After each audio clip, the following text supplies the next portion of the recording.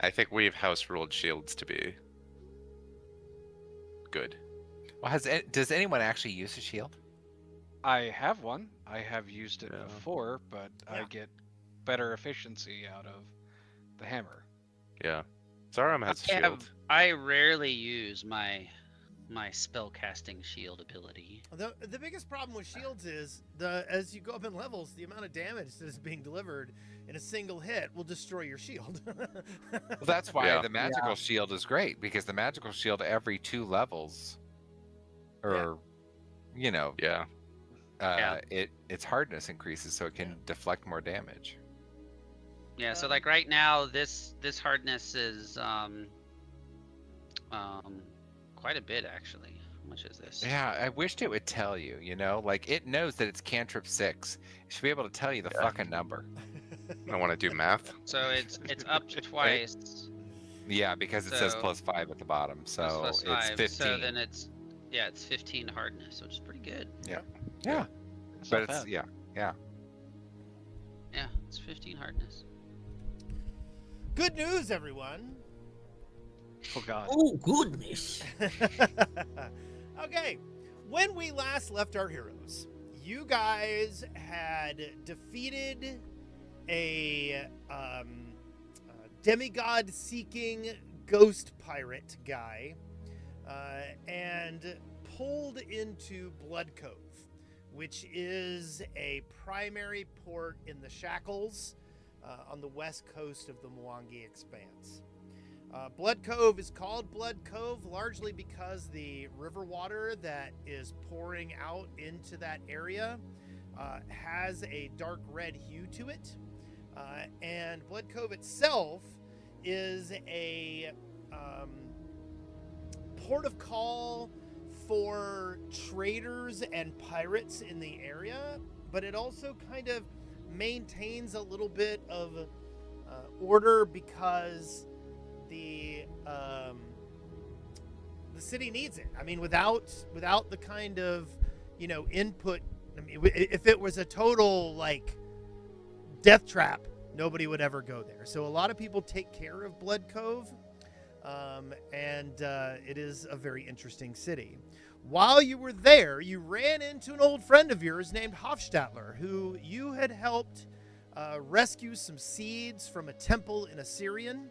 And he let you know that he also wanted to travel upriver to a place called the Door of Seasons, where the Pathfinder Society Lodge had a doorway to a demiplane there, and he was taking the seeds that he had gathered in Assyrian and was taking them to a competition at this door to get the to win a prize for having the most rare seeds. My microphone is being really wonky. I'm going to try turning it up a little bit. We're going to see if that does a number on it. Okay. So, additionally, Calcifer realized that he could use his Shadow Step power to have you guys literally walk up to Jaha. You guys decided to go to the market and do some shopping, and you found a bunch of weird items. Additionally, you went to a bar called... Hold on, it's here. You went to a bar called the Pirate's Hook. And while you were in the bar, there were indeed some pirates in there.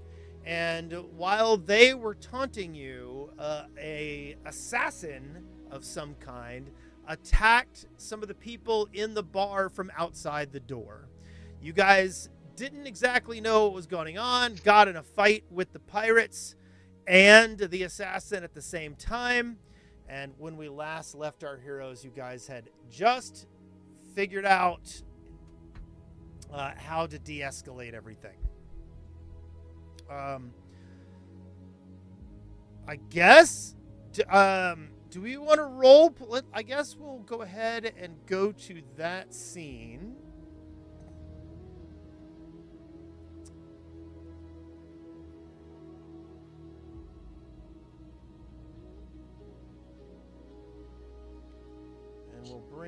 everybody in here. Here we are in the Pirate's Hook. This is right at the end of the battle. There is a wall of thorns going across the middle of the room. The pirates and the bartender are on the other side of the wall of thorns, and you guys are over here. B is standing amidst the blood and corpse of Chad Gardington, who... I dropped to my knees. Chad! Chad! Who I did this can't- to you? I can't believe that robotic assassin did this to you. I know exactly who did this to him, Zaram and Flack and everybody. Like, how dare you? I know. Oh my god. Zaram. Uh-huh.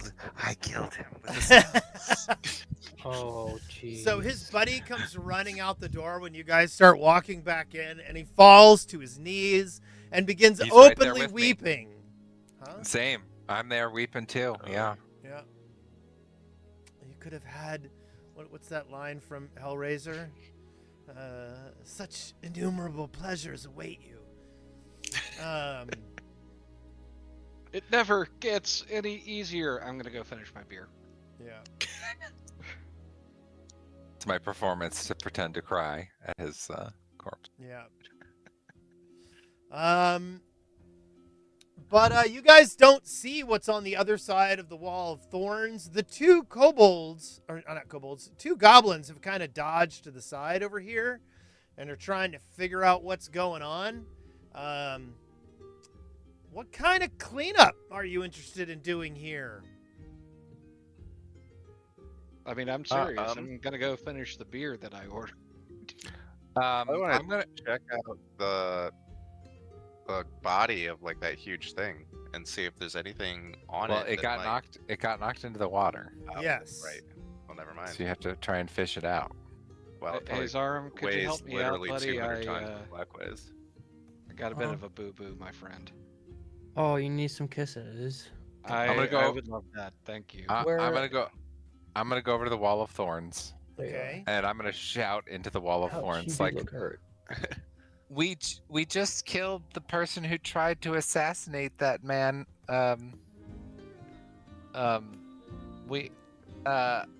My friend Ashmog apologizes for assuming it was you. And I look at Ashmog and I'm like, I roll my eyes. Quite literally. So, Black, why Black yells out, "Yes, this is Ashmog, and I'm very sorry." why don't you target Harvak's van and do a diplomacy check of some kind? me? Yes. Where? Oh, okay. Here we go. Oh, it was so close. Oh wait, I think that's gonna succeed. That is gonna succeed. Well, Good job. Harvax, you hear him mumbling something to his cohorts, and he says,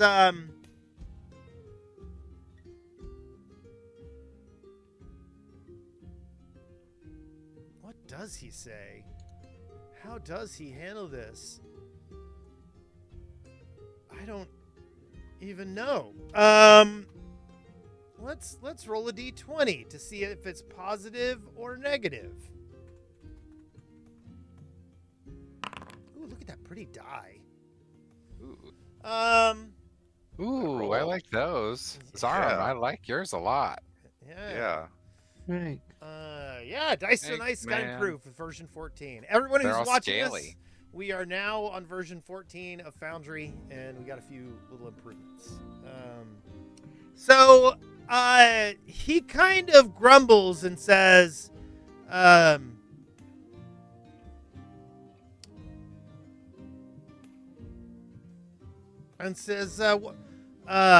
assassinate, what are you talking about? When he says that, I'm going to cast Dispel Magic on the Thorn Wall. Okay. Nice. That will do it. High And level. So. The Good thorn work. wall disappears. And you see them standing over there like this. So I step over to them and I'm like, I want to apologize sincerely. And I first address this to the bartender. I'm like, for any damage that the thorn wall caused to your establishment that he cast to protect himself from my orc friend. I understand. And any damage that might have been created in the kerfuffle. And to you, tall, dark, and handsome, I want to apologize for my friend. You She- see Jessa audibly chuckle at the word kerfuffle. And Harvax kind of looks over at her and glares. And then she kind of puts her hands on her opposite shoulders and kind of claps them on her shoulders like they're little wings. And suddenly Harvax just cackles out loud. And old Nembi, meanwhile, is watching you guys intently and has not lowered his hands. Just moving right on, hubby. Still holding Chad Gardington's hand. No, I dropped that by his body. What's left of his body from the explosion? I don't understand why there was this giant half machine, half man thing that shot a dart at Chad's friend. I don't know if that was intended for one of you and it hit him instead. They are looking around and they're going, we don't even know what you're talking about. Well, But- outside. Like, look at me. I'm covered in blood. I've been beaten to shit. You didn't do this. It was a big man made of metal and flesh outside. Unfortunately, he fell into the water, so none of this can be corroborated.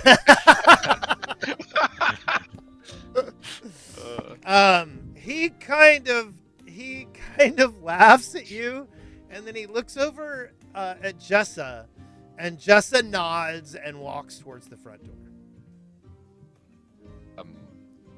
I will go to the bartender, and I will say, like, I want to, if my friends here, and I'm going to gesture to the 3 people that we fought with. Yes. If they have not already paid their tab, I would like to pay their tab. And I would also like to pay for any damages your establishment has incurred. She kind of looks at you and looks at Harvac and is like, okay. And she goes, that'll be, and she kind of looks around and yeah, like some of the tables are, destroyed from the thorns. She's like, 15 gold? I pull out 15 gold. Okay. I have to take a phone call. Just a sec. Okay. You can go on. So, if you remember, she is a half-orc. Her name...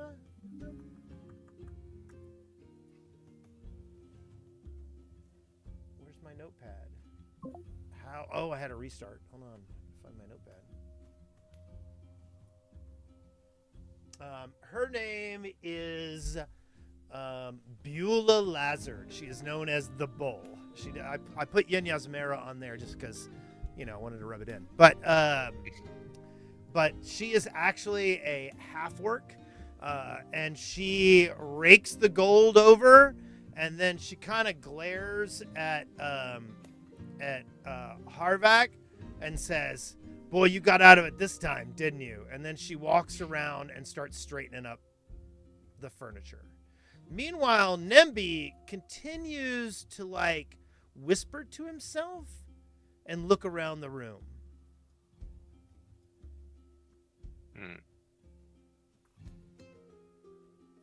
Man, this is good beer. I'll go. I'll walk toward Nimby, like staff tucked into my straps. Yeah. Right, like hands up. Just feel like that was a pretty awkward misunderstanding there, but we're all cool now, right? He kind of looks at you, and let's see. I think he's gonna do some kind of a check. I think.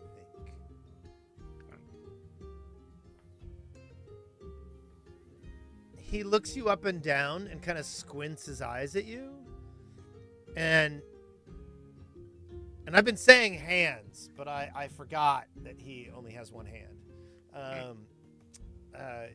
And he kind of nods, and he says, and then he looks over at the door, and Jessa walks back in and kind of nods to Nembi and to Harvac, and Nimby instantly kind of stops, like glaring at you, Flack, and he kind of nods, and he goes, okay, we're good.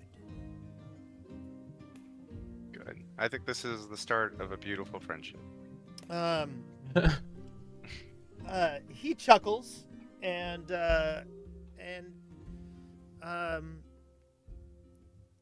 he laughs and says, perhaps we're just in a situationship. Well, if that means I'm still technically single, maybe put in a good word for me with your boss over there. He looks over at Harvac and says, "Oh, Harvac, you interested in him?" No. Yeah, I guess who I thought was your boss. She could be my boss. I'll show. You're still working that? What can I do to help? I'm trying a third party inroad here Yeah, with the old guy. Here's Whisper Jessa. Oh my gosh, yeah. It's hard to say no to that, huh? I know, right? Jesus. And then, I mean, I'm just assuming there's nothing for me personally. And I then, just have to assume. yeah. And then here is old Nembi, just so everybody gets a kind of a revitalization of the characters in the bar. And Right, he's an amputee. Yeah. and here He's is cool. He's here cool is looking. Harvac. Yeah, no, I could Not the worst plan B. no. Plan B. Plan B. Hey. So, yeah. So the bull walks around and starts rearranging the chairs. The goblins kind of go back to where they were sitting. You hear open weeping from outside. Yeah.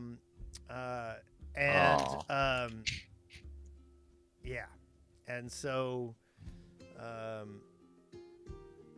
and then the worst part is he kind of steps inside and he's kind of bowed up and then he like looks at this, at like all of you people, and his shoulders kind of deflate and he turns around and he walks out of the bar. Aw. Oh. Poor guy. Well, I asked the we're bartender. feeling bad for him. Yeah, I mean, his friend was just murdered. Oh, It's somebody. Yeah. Yeah, by an somebody- assassin. Right. Poor Chad Gardington is no more of the Mwangi Gardingtons. The Milwaukee garbage. This giant assassin came out of nowhere and killed him. Really? Man, Yeah. that's crazy. Yeah. It was definitely not a spell I cast. What were Well, your that's last words to really- him be? Was it like, "Do you trust me"? And then- I think it was.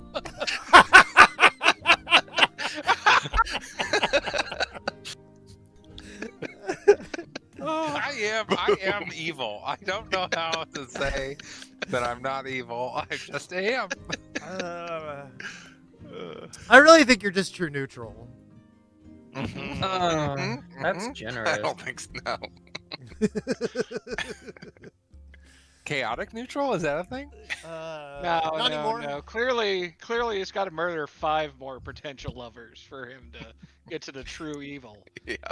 spectrum. Well, I mean, how is Tamsin Brindle doing? I mean, like without me there, I mean, or did he stow away on the ship and follow us here? He did not. He is pining. He is pining for you in Kintargo.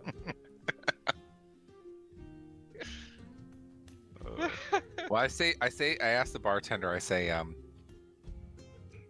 don't know if this is a regular occurrence here, but how do you deal with dead bodies in your establishment? She says usually when people get killed around here, the shipmen who are in the place usually clear the place out. He goes, but it looks like they're already clearing out on their own, and the 2 goblins start cackling and start going.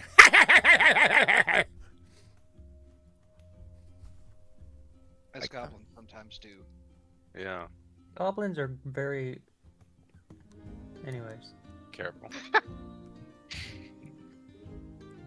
Sexy is what Zaram was going to say. Yeah. Yeah, there we go. Can I try to chat up these goblins? Yeah. Like it's just like a naked pandering, like, "Oh hey, look, 3 goblins in one place. That's so awesome." And I want to like describe that thing that we fought and ask them if they know anything that could be, or like why it would be here. So you come over and are like, 3 goblins. They're like, gobby drinks, and they look over at the bowl and go, gobby drinks, and she goes, not again. She walks behind the bar and starts pouring shots, and then lights them on fire and brings them to you. Awesome. Shot. And so the goblins line them up. They each have 2 burning shots. Okay. And they go, gobby shots, and they pick each of them up, 1 in each hand, and wait for you. I pick one up in each hand, and so this is a lot of talking and not a lot of gobby shotting. And they down laugh them out both. loud and turn their head back, close their eyes, and pour the burning shots into their mouths with their eyes closed. I do the same thing. Okay, I need you to do some kind of I think an acrobatics check to see if you're able to aim the liquor at your mouth effectively. Oh, I was like, how is it acrobatics check? Wait, there's no active encounter. Okay, I'll do it this way. Let me try to get one acrobatics. There we go.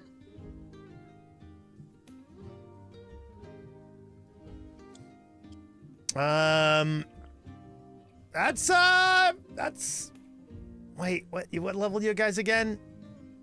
13? 12. You're 12? Yeah. I think that succeeds. A 29 succeeds.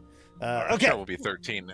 I'm sure we'll be 13 after the Mwangi Expanse expedition. Oh, I'm sure you will as well. I promise. So, you guys so you manage to pour these burning shots into your mouth without catching yourself on fire. And the gobbies are laughing, and little bits of smoke are coming out of their mouth. And so then you start kind of, buttering them up and being like, "Are you familiar with anything like this?" And they're cackling, and they go, "Oh no, never heard of anything like that." He goes, "But stuff comes through here all the time." Shooting poison darts at people in at bars? He says that the one on the left goes, well, you know, maybe not poison darts, but you know, you get people attacking people all the time around here. It's not really that weird. Yeah, it was more the like Mecha Man thing that seemed especially weird. He goes, you should have been here when the Froghemoth came through. Psh. Been there, done that. Froghemoths Yeah. are old hat, my friend. They kind of look back and forth at you and start laughing out loud. Old hat! Ha ha ha! Flack senses he's not getting much more out of these, so he stands on the bar stool and Yeah. he billows his billowing cape, Okay. and then goes back to Zarum. So the gobbies, while you do that, stick their hands above their head, like one of their hands above their head, like it's a little tentacle, and they go, old hat, old hat, old hat. It's a good thing we've partnered ourselves with an intelligent goblin. Yeah. We lucked out on that one. Yeah. Sure did.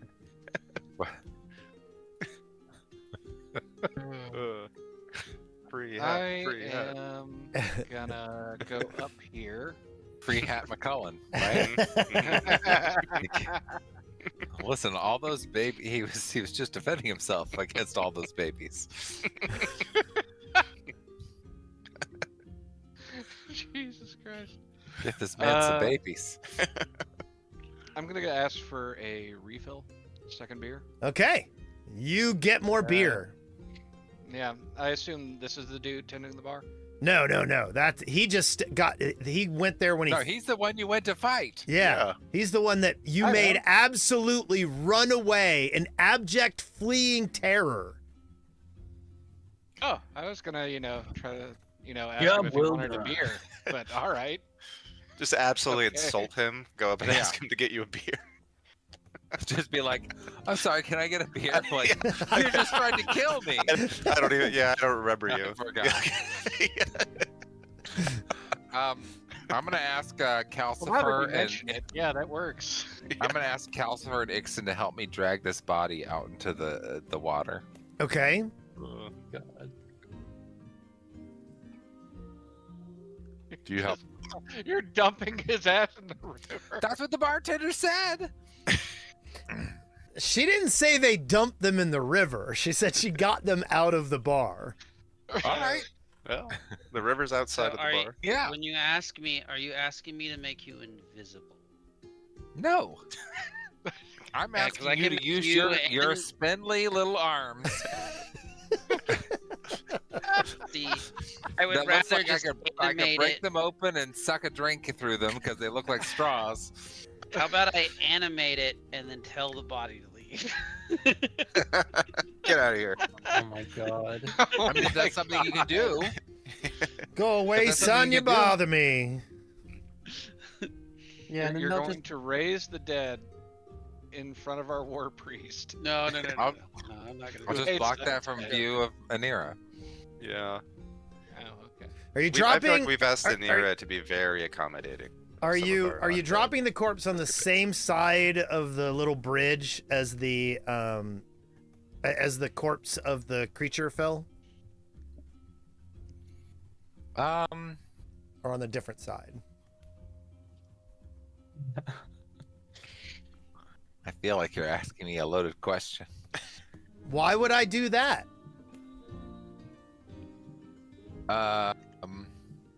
go with your gut. We have By the way- familiarity with dropping things off bridges. I'm By gonna the way, put I it- animate Like the corpse children. and him. We didn't invisible. drop them. Clarifying. Right.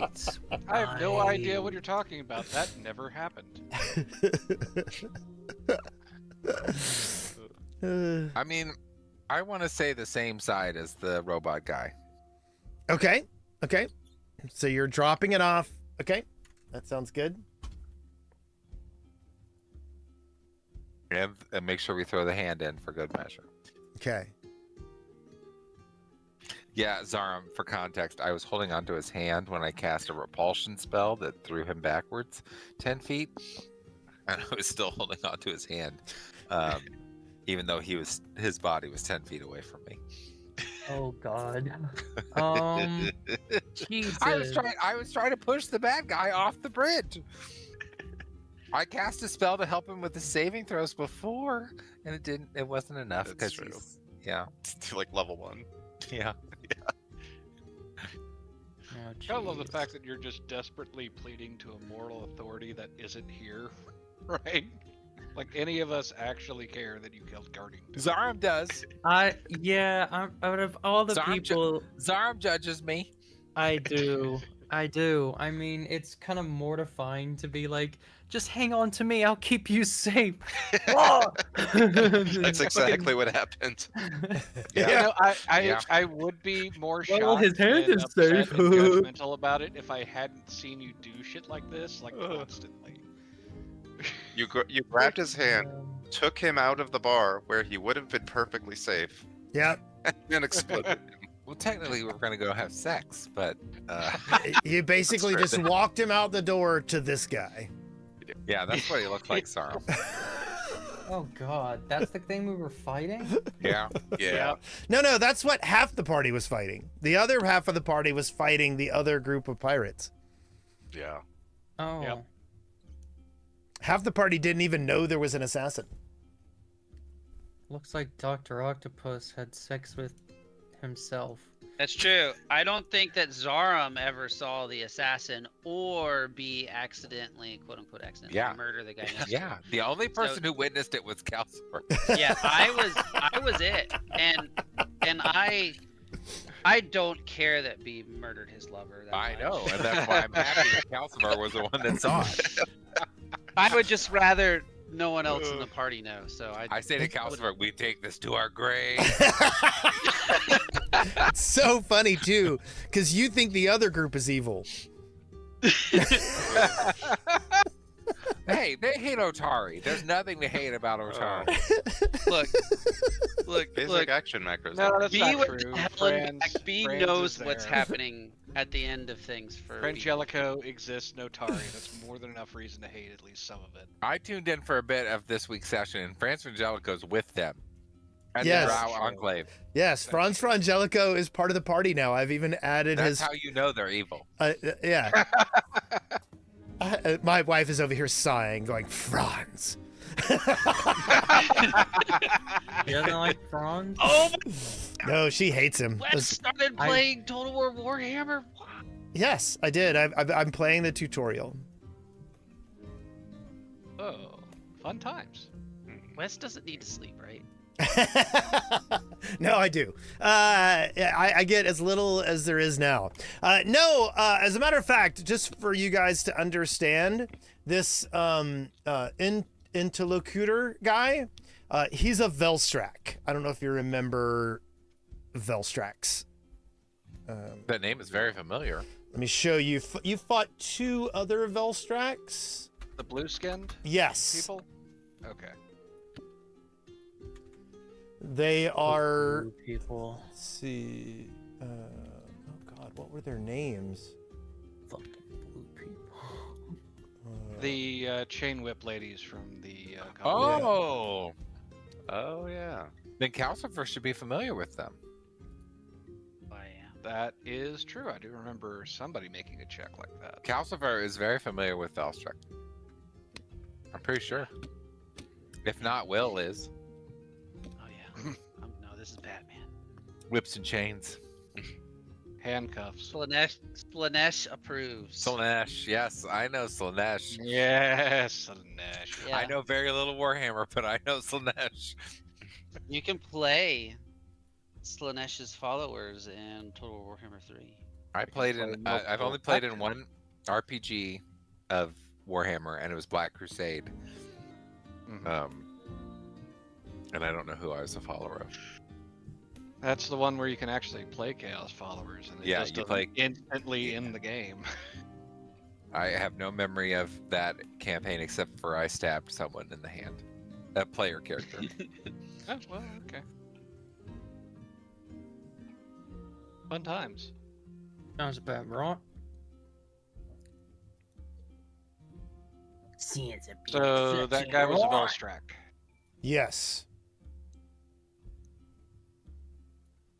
Oh no, my thing for putting images in chat is gone. Ah, that's a bunch of crap. Not with that attitude. Wait, I can put images in chat. Can you? Yeah, it's an icon of a portrait. Oh, okay. Let That- me see if that'll work here. So there's like the paragraph thing. There's a horizontal rule, insert image, link, clear formatting, source HTML. Okay, It's hold on. right above the chat thing. Yeah, but I used to be able to just drag them into chat. Uh, Oh. Oh, that didn't work. it didn't work. Uh-uh. There we go. There is one Velstrak That's right. that you fought.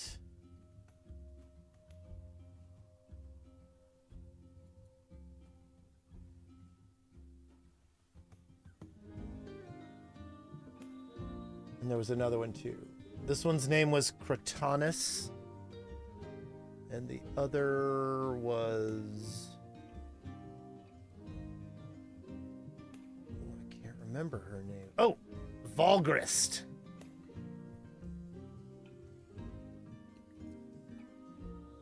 Well, I don't know about you all, but I want to go sleep. This has been quite the night. What time of night is it? There's the other one. What's it? The clock says Uh, midnight. Is that Yeah, no, right? it is definitely nighttime. Let's go for about 10 o'clock. 10:45. There you go. You've had a busy day.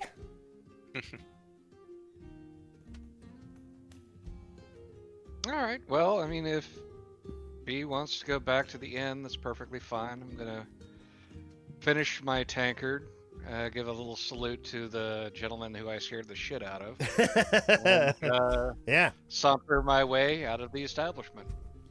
I'll use prestidigitation to clean up all the blood from. Okay. Okay. You clean up Alright. everything.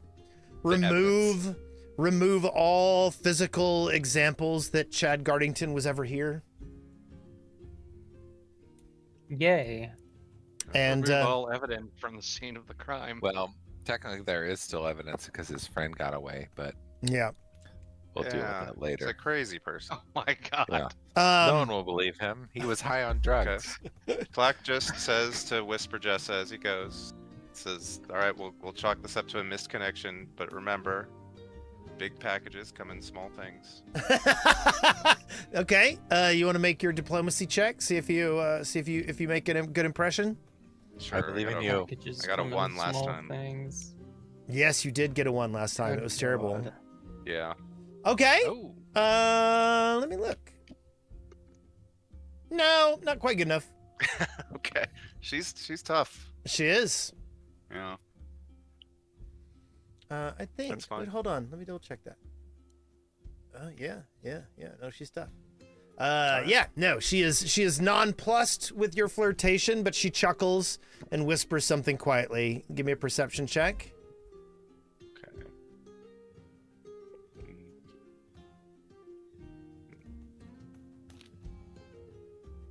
Oh, no, you don't hear shit. All right. Okay. Now you she's- guys had been offered to sleep on the ship. Is that what you guys are going to do, or are you guys going to go to the are going to go to an inn?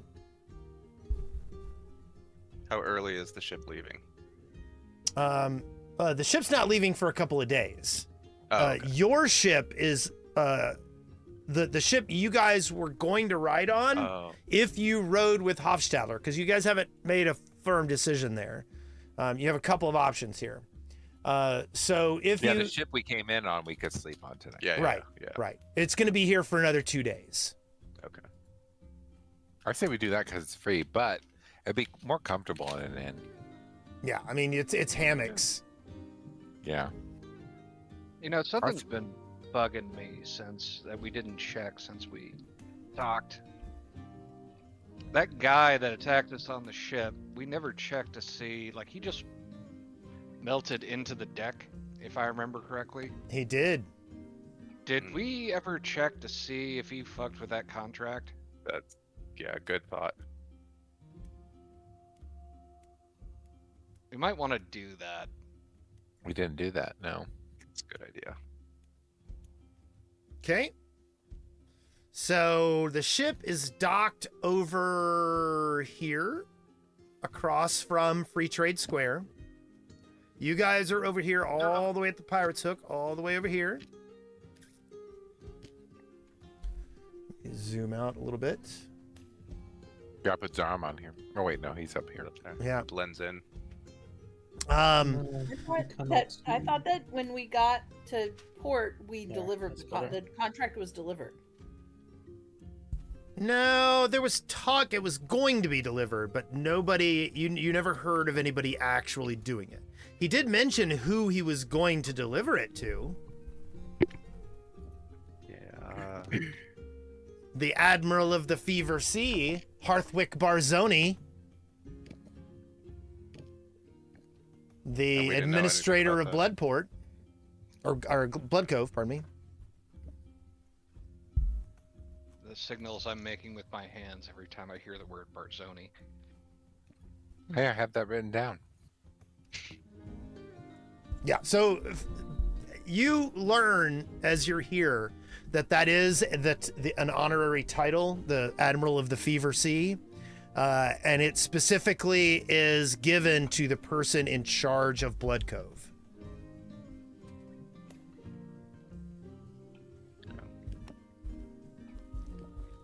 Okay, you make it back to the ship. What are you doing? We win. You do. Ta-da! Okay, you're level 20. Good You job, win. everybody. Yay. Let's go. Now we can go fight that wood golem. Yeah. He's just been sitting there waiting. Yep. Yep. I Yeah. can't get us there quickly. And I'll go ahead and share this because I don't know how much of this Zaram has seen. I'm gonna switch over. Oh, This- wait. Sorry. This is the Mwangi Expanse map. Okay. Yeah. And let me activate that. Blood Cove. And so Blood Cove is all the way down there, kind of in the south. I need a token so I can see. Oh yeah, you do. Hold on, just one Yeah, second. we have 2 mugs. Why'd I do? Oh. Here. Why'd I do Rations. that? There can be only one. I must slay my doppelganger. Okay, here we go. So Blood Cove is down here at the bottom. All right.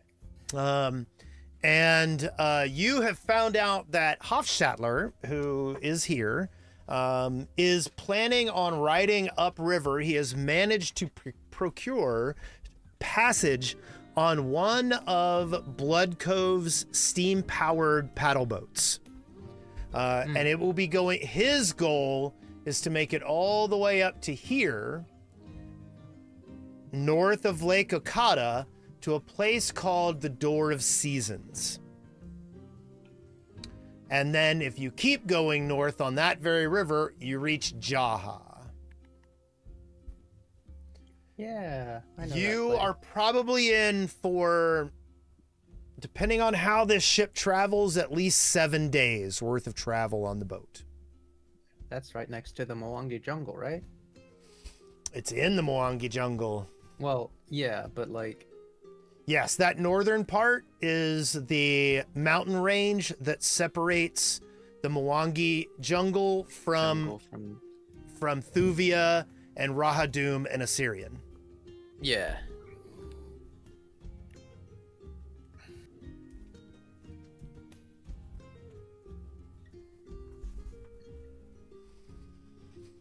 So, you guys get back to the boat.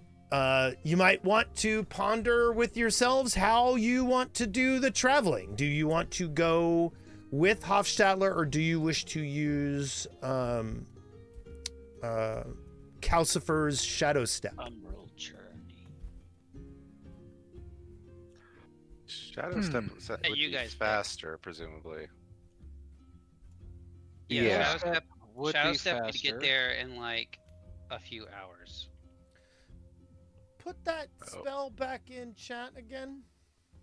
Yeah, it can cover. I did the math last time. Yeah, and but it I can think your cover, math like, was wrong. There's no way that's it's right. Not wrong. I think you were it can counting like cover- 24 hours of walking, but I think you can only walk No, like yeah, No, no, this I can a day. cast. I can cast the spell twice in a day, easy, before needing a rest. Okay. I'm grabbing it. 1 second. There it is. Okay. So the spell lasts 8 hours, and then each hour you can cover as much ground as you normally would walk in 3 days. Correct. So So and then so Travel you speed. there was a online thing. So travel speed of 25. How far in a day? There was like a table. So 20 miles per day if your speed's 25 feet. 24 per day if your speed's 30 feet. Yeah. So, So 100 unit. 3 days. So that's. Where is that chart? I've just put it in chat. Yeah, because there's a chart for it. So 25 is our party speed. So we can travel 20 miles per day. So it does 3 days every hour. So 8 hours times 3 days times 20 miles per day. and we're looking at Okay. probably 30,000 kilometers or 3,000 kilometers. So it's 8 times 3 times That is 20. 1,864 miles, and you can do two. And then I can cast the spell twice, and that's 1,000 miles, basically. You can go 20 miles a day, which would be 60 miles a day, right? No, 60 miles 60 an hour. miles per hour. You can go 20 miles an hour normally. No. No. Like it says, each hour you cover what you normally would in 3 days walking. Okay. Which would be 20 miles. Okay. Well, Which would in be 3 60 days, that miles would be every hour. 60 miles Yeah. each hour. So 480 And this is miles not a day. counting if we just went to the local stall and rented steeds. Because if we rented steeds, Yeah, it'd but be you're a going way through a crazier. jungle. You're not going to be able. First off, you're But is gonna, it a jungle it's in the Umbral other Journey. plane? Yeah. Yes. On the other plane, it's not. It's Yes. like we're like halfway It- between It's planes. like a jungle jungle. It could be like fluffy let's- clouds of Yeah. Let's- cotton. Oh, it's never gonna be fucking fluffy clouds of cotton. Don't Each even hour bother. would be. Let's see. Let's Each all hour be honest. would It be is According to that 60. world, according to that map, it's 736 miles. Really? That's not Yeah, what it's I'm not- seeing. A A straight line. You're gonna have to So- follow the river, and I was looking at the Oh. little 100-kilometer bracket down at the bottom left corner. But there's measurement tools in the thing. If you right click on the map, Okay, it hold on. Ooh, toggle measure different distance. Basically, if it's 730 and then we're zigzagging, let's just add another 20, like 15% or whatever, and then that would be 2 spell casts. Okay. So we So- get there in 16 hours. Stan has something to say that is not Ashmog. A couple things that we're not thinking about. Okay, this is a separate plane, right? The umbral plane is going to be whatever the hell Wes says it's going to be. That's just fact. Step 2, what means we have to navigate here, like a compass, may not work in that separate plane. Yeah, it says we land within a mile of the intended destination. Yeah. Yeah, but who of That's- us is that's- really good at like navigating things on a map? seems like the spell is a tool Also- to make GM's lives easier Yes. if they don't want to do travel. Yeah. That is exactly what it is. So here's what I'll say. Also notice none of this has anything to say about safe travel. What we run into in that other plane may Yes. be as dangerous or more dangerous than what we find in that jungle. Yeah. I I'm mean, good either here's way. the thing. I am. The GM has given us a boat. I We want to might as ride the boat because well- it's we might as actually well going to take the be boat. fun. Yeah, I'm fine with the boat. Okay. And let I me mean, do- the let me do- Not that long. let me The do my more we math. do, like, if we accomplish heroic deeds in front of this Hofstetler guy, right? Like, he can pass that along to the Pathfinder Society, increase our clout with them, make us more famous. Ooh, You know, clout. I'm looking at 900 miles. Let's round the boat to chase clout. if you take the river. Yes. Yeah, so that would be 2 spell casts. Because we can go So, 1 day. 480 miles Well, per spell cast. In So that jungle, would take I'm 16 gonna make you hours. move half speed. Okay. Yep. And I don't think. Let's see. Yeah, half speed. Okay. So if you want to do that, it would be 2 days with Umbral Journey.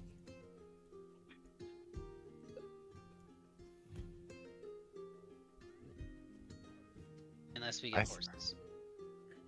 I'm not going to let you ride horses through a jungle. That's just not the way that works. But it's not a jungle in the Umbral Yeah, Plain, it's is an it? empty. It is. It's an I'm empty riverbed. It is not. It is going to be a full riverbed with jungle around it.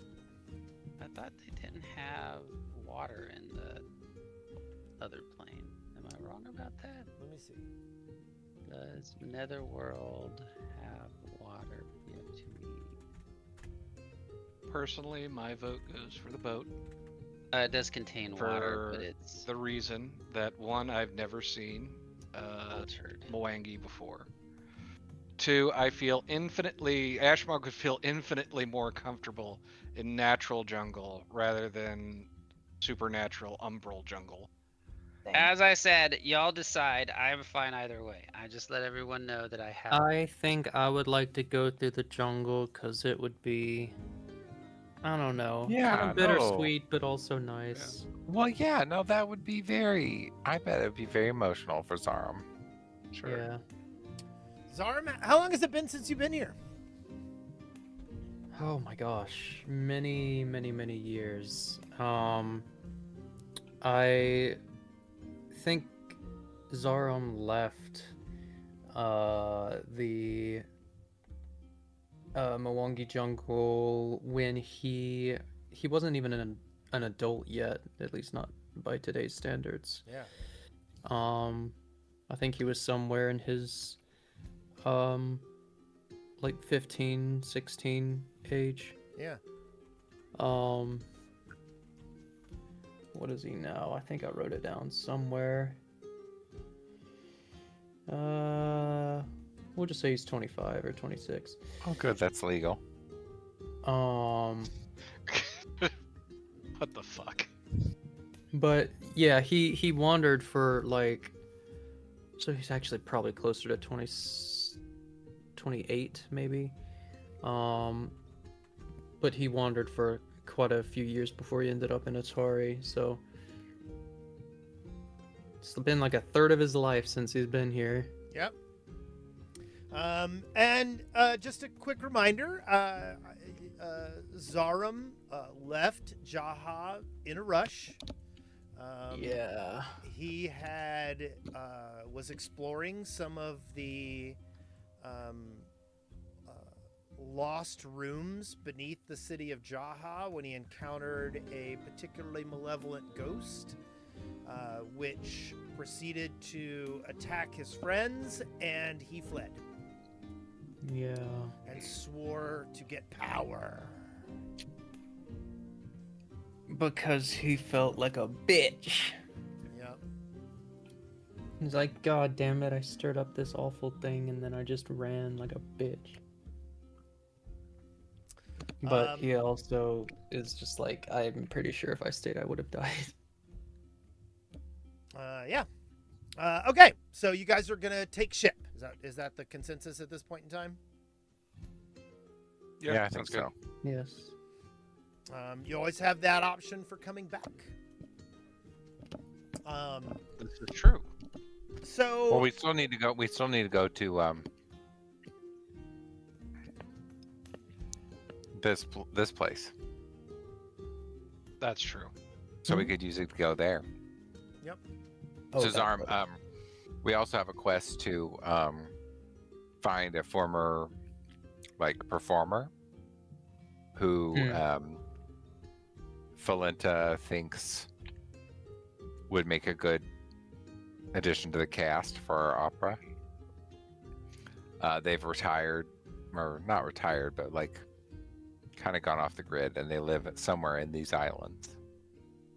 So that's another reason why we're out here. Ah.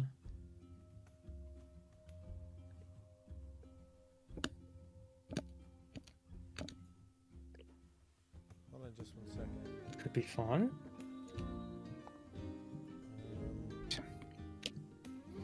We know that she has what is it, sentient gargoyles guarding the island? Yeah. Oh, dude. My fucking tinnitus has been horrible today. Really? You have tinnitus problems when there's sound? Mm-hmm. Oh wow, that's really bad. I only have it when it's quiet. Yeah, it's been horrible today. I have it all the time. Oh, that sucks. Ah, I have to sleep with the fan on. it doesn't help. I'm gonna restart the VTT real quick. I just noticed some other stuff that wasn't saved. Okay. Technical difficulties, baby. Woo! Okay, good. That person got removed.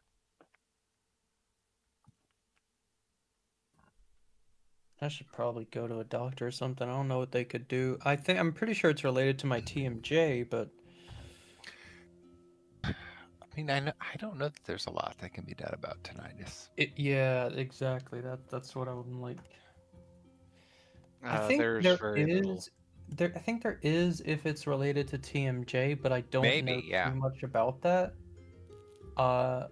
And it was not a very definitive diagnosis. I'll put it that way.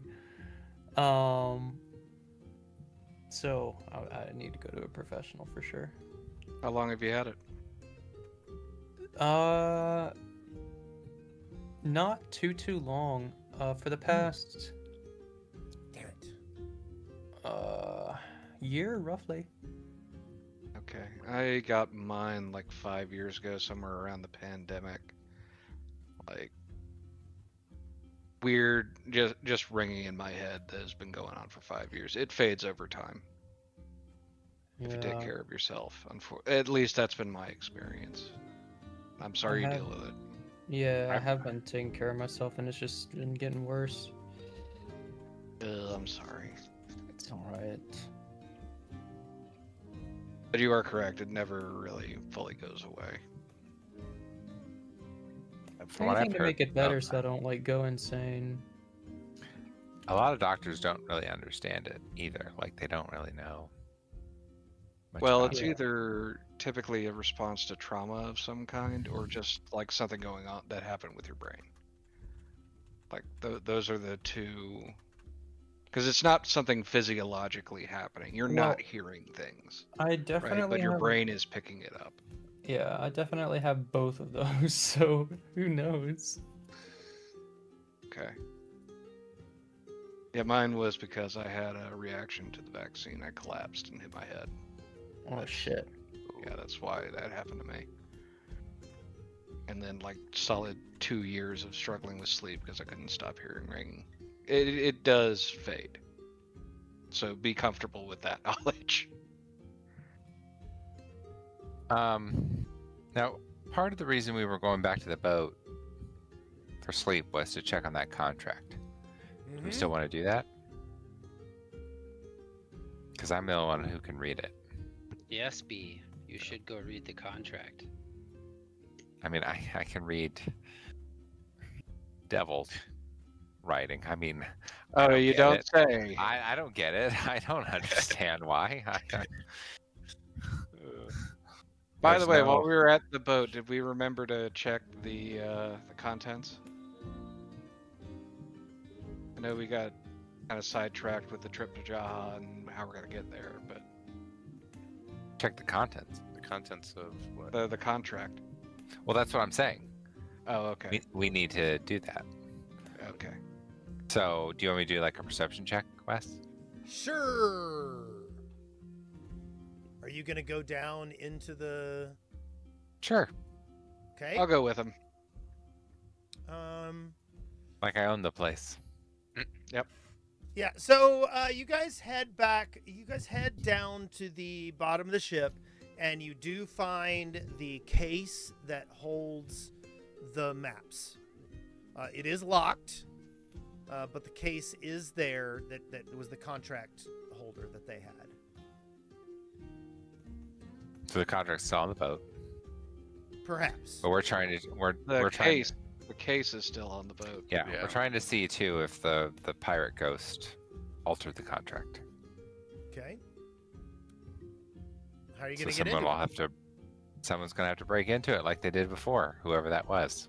I think that was me. Let's see. Thanks, buddy. Got that miraculous Uh, key thing. This is a new day, so I'll cast knock again. Okay. Let me... My stuff's gone.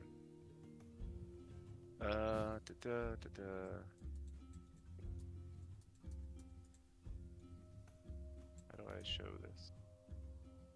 I don't know. So I'll just do that. Yep. Cast knock, which gives a +4 status to these for 1 minute.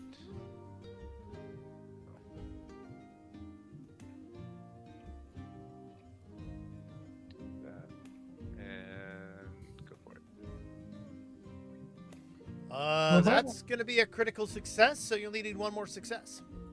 Alright. You're so good at this. Thanks. Have you done it before? I have actually, yes, unlocked this exact box before. Yes, Probably- and that probably will why it's succeed. going well. So you open the box. Open the box. Yep. Open it, open it, open it up. The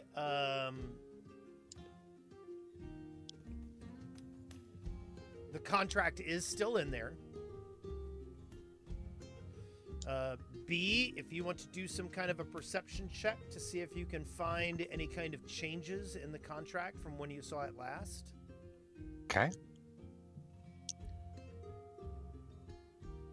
While they're doing that, I'm gonna look around the boat hold to see if like there were any markings or anything that the ghost left on the interior of the ship. You do not find anything that you don't recognize in the contract. All right. Well. Okay. Seems like the ghost didn't touch it. We got him. We got him, boys!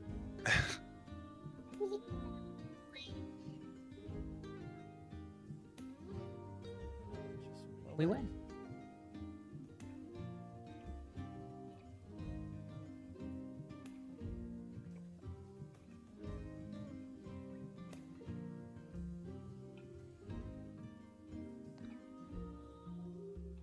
Damn it.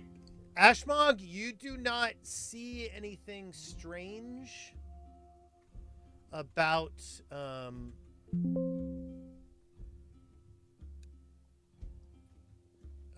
you do not see anything strange about that looks like the ghost did anything. Okay, I'm satisfied. Want to sleep here on the boat, or do we want to go to some place more comfortable? It's up to y'all. I mean, the boat is free, but we got plenty of money, so if we want to go to a bed and breakfast, we can do that. I will say if there are any authorities, just saying, like, the local inns would probably be a place that they would check. Like, if an authority figure existed that would investigate the potential murder that was committed by a robot man. I mean, a member of That the is prominent such- Gardington family did go missing, so Yeah. maybe they found his body up.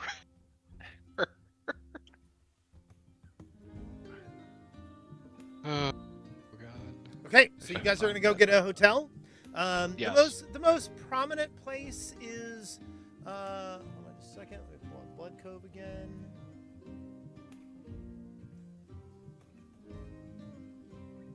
Is the Witchlight Inn? Which, like, what? Yep, the Witchlight Inn. That's hauntingly familiar. It is. I mean, I don't know what to tell you. It's a, you know, it's covered in the Blood Cove documentation.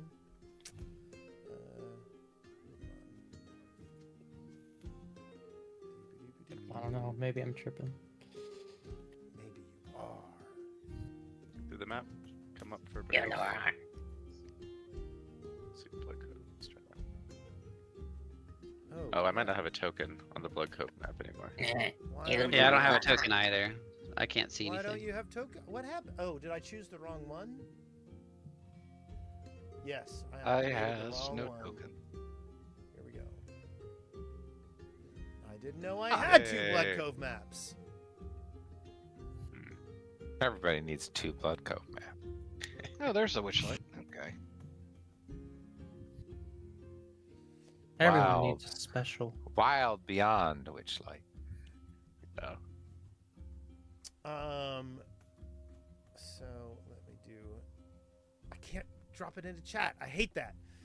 So this is a very sturdy wooden building, and a reminder. I don't know if I discussed this with Zarum, but the entire city of Blood Cove is built on wooden platforms that are on the roots of giant mangrove trees.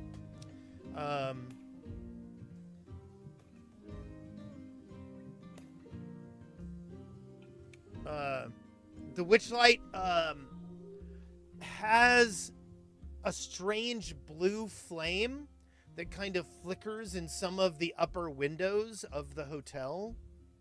And that's how it got its name.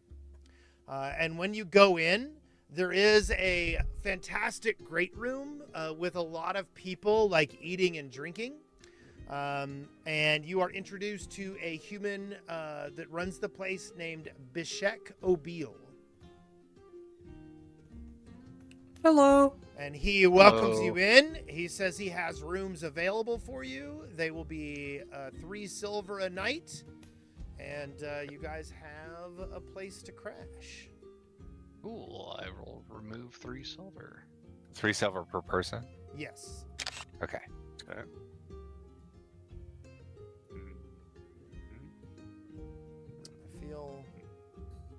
I feel naked not being able to put pictures in chat. Like, it's actually really There we go. troublesome to me. And I don't know why. I've had dreams like that before too. I get over it. Yeah. Let me do this. Let's see. Maps. Blood Cove. Insert.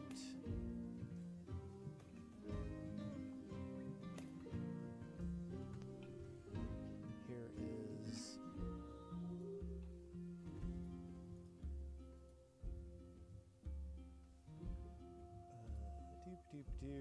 Yes, I am getting anal retentive. I'm sorry. Give me a moment. You're getting anal? Yes. Oh my. I'm getting anal right now. Wow. Wow. I am certain Wendy is very excited. Okay, She's the one doing it. Yeah, I know. He didn't say. He didn't give any descriptors. Hashtag peg lord. Hey yo. Hashtag peg the GM. Is that why her nickname is Pegasus? Oh,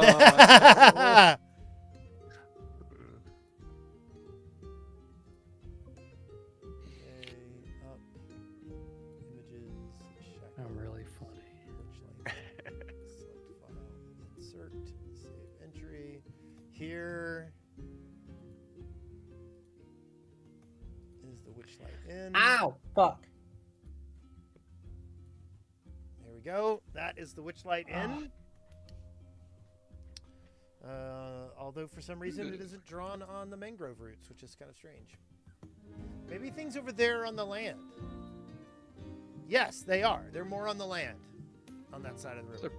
pretty looking house. Yeah. I think that.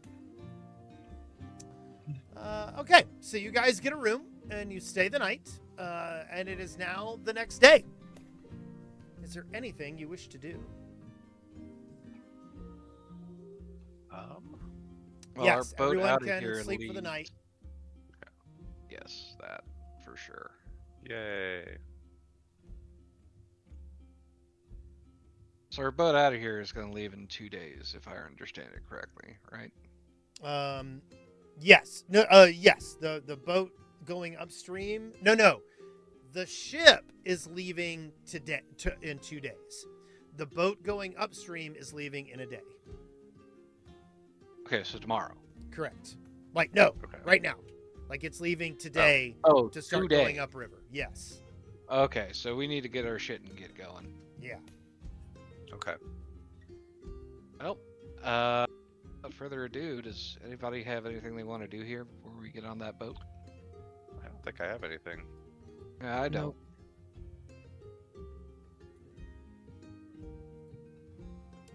I had an image of a Nothing for me. steam paddle boat. Show up in the town, make a lover, murder him, and then ride out of town. Listen.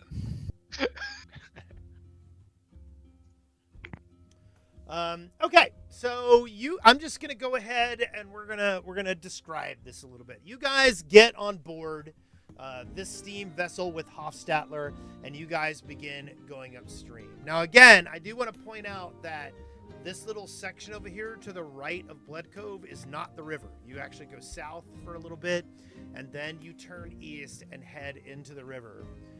Why am I playing this music? Let's play some other music.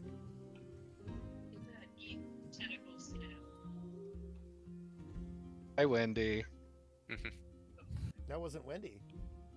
No, it's somebody that was- else. that was Valerie. Valerie hi. playing WoW. Hi, Valerie. Valerie, Stan says hi, and says that he wants to be tentacle slammed. Whoa. Whoa! I'm just Your kidding. foot he didn't say fetish that. is one thing, but don't toss your bad dragon fantasies on me, dude. That's just fucking rude.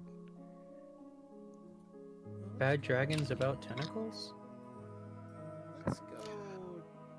Stan says he's a good dragon. God damn it. Yeah, let's go to this boat and find out that the crew is 3 people that we just got in a fight with at a bar. Oh yeah, Yeah. absolutely. Yep. One of which is still terrified. Actually, no. The people that are driving this ship are not your bar patrons. Okay. So, I don't know if you guys have ever seen. Oh God, Apocalypse Now. Yeah. But you guys are on not something quite as small as that. But this is definitely not a vehicle designed for comfortable travel.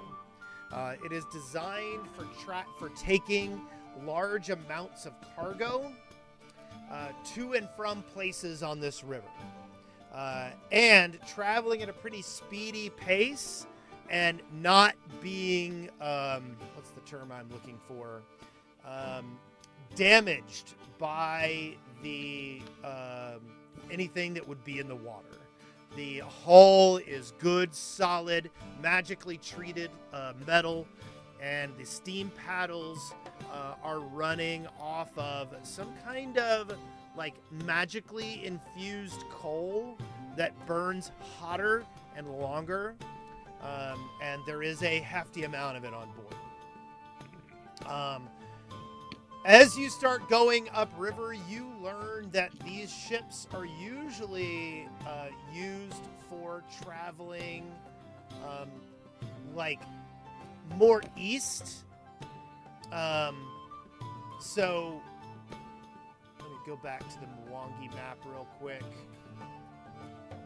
So on the Mwangi map, you'll notice Free Station, which actually used to be a pretty, like a kind of a vassal city of Blood Cove, but it is now more independent. But these ships are usually set up to go up to Freeport, and then even farther than that, all the way over to like Darkreach. Which you can't see on the map, but it's that little dot down on the far lower right part of that river, down here. Oh, my ping's changed. What the hell? Aw. They're the old ones now. I know. I don't like that. I'm gonna fix that. Oh, yeah. Okay. So, it is not a pleasant journey, as I said. It is loud. But you are traveling through some pretty impressive land. So this area over here, the Reikian Plains, this is almost like some brutal savanna.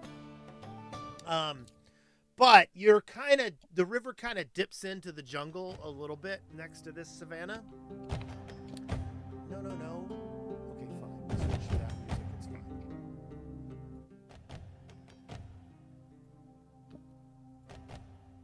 I like it.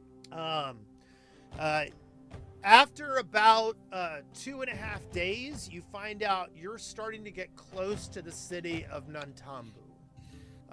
It is probably one of the biggest cities in the Mwangi Expanse, and it is known for having been founded in the Age of Anguish by Old Mage Jatimbe and his 10 magical warriors. Nantambu is also home to one of the biggest schools of magic in the world, which is known as, how do you pronounce that? Magambia. And it is a very, very like old school magical school that has been around for one of the oldest schools in the world. Let me show you a picture of Nantambu.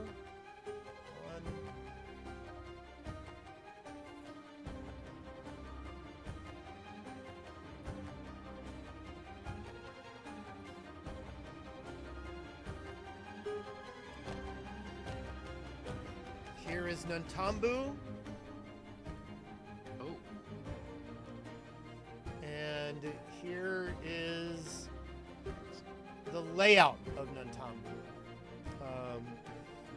Wow. Yeah, and you'll notice that the magical school of the Magambia is right in the middle of Nantambu.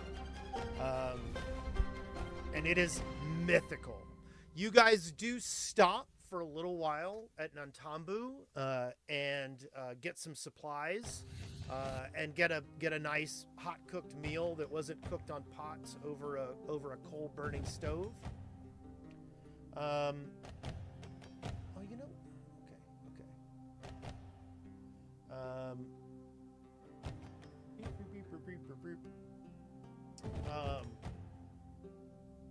And this is a major metropolitan like area. this is some of the height of culture in the Mwangi Expanse.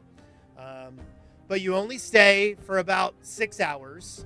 You guys do manage to kind of walk around and get a feel of the place. And the fact that these canals go around the city and you're able to travel and look at things while riding in a canal is pretty amazing. You get back onto the river for the next 3 days, and you make it to Lake Akota. Lake Akota is a huge, huge body of water.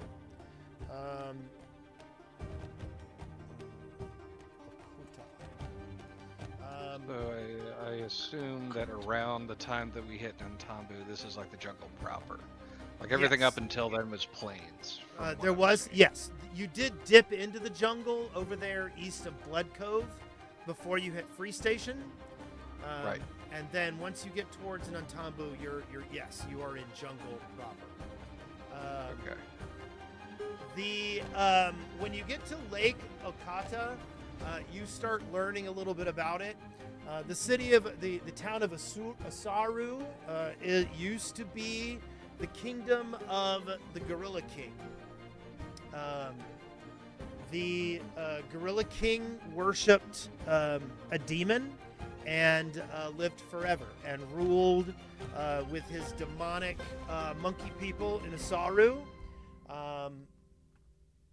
But a group of adventurers. Hold on, let me get the. Group of adventurers. Yes, a group of adventurers killed the Monkey King or the Gorilla King in 4710, which was like 16 years ago. Okay. Yeah, that's recent. And that is an adventure path. If anybody ever wants me to run that one. Ooh. This is also the area where the Alajay elves live. If I'm not mistaken, I think it's the Alajay. Hold on just 1 second. Pronounced algae. Yes. The water plant elves.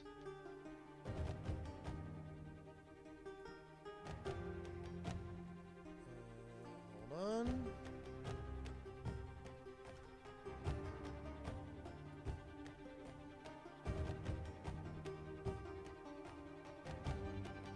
Oh no, I have this mistaken. Hold on just 1 second.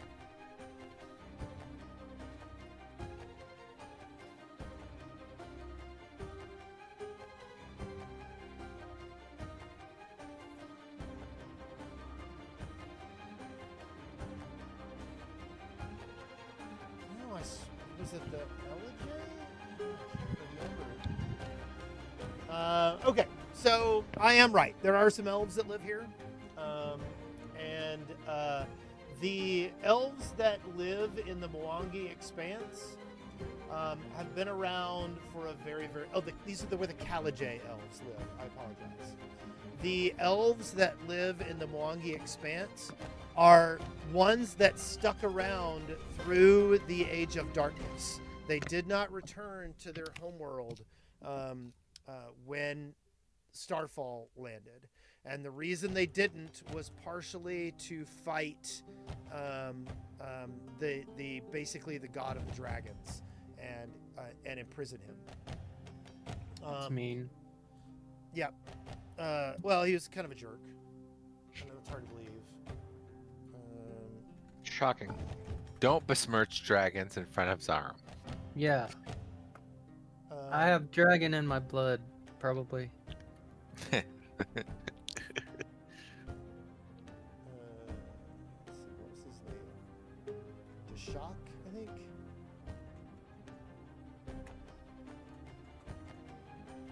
Dahak, the patron deity of evil dragons.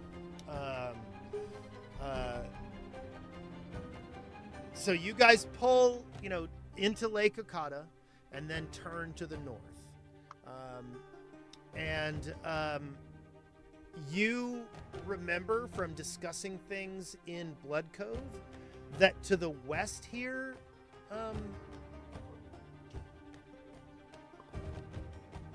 what's his name? Ashmog.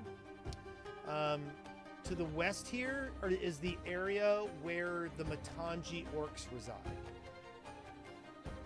So that little dot that's due west of this river that's coming up is the nation of Nine Walls, and that is where the over this way. Yes, that is it, and that is where the Matangi orcs live. These are orcs that fought the demons from Usaru for hundreds and hundreds of years, and have been known to drink demon blood in order to make them more fierce in combat. But damn, yes, they are completely badass. And as a matter of fact, I think I don't think I quite rubbed it in hard enough. The people in Blood Cove treated you better, Ashmog, than probably anywhere else you've been on the planet. Because the reputation of these Matangi orcs is so powerful and positive, and they are considered to be some of the finest warriors in Garund. That sounds freaking awesome. If we Sandstorm? Might want to make a side trip on the way back. It's on the way. Yeah. So the ship drives north and then turns to the east. It does not go up the Defaka River. Instead, it goes up. What's the name of this river? The Alongo Just River. go up the Falcon River. But then it pulls to the side once you get to a particular part of the jungle. Hold on just a second.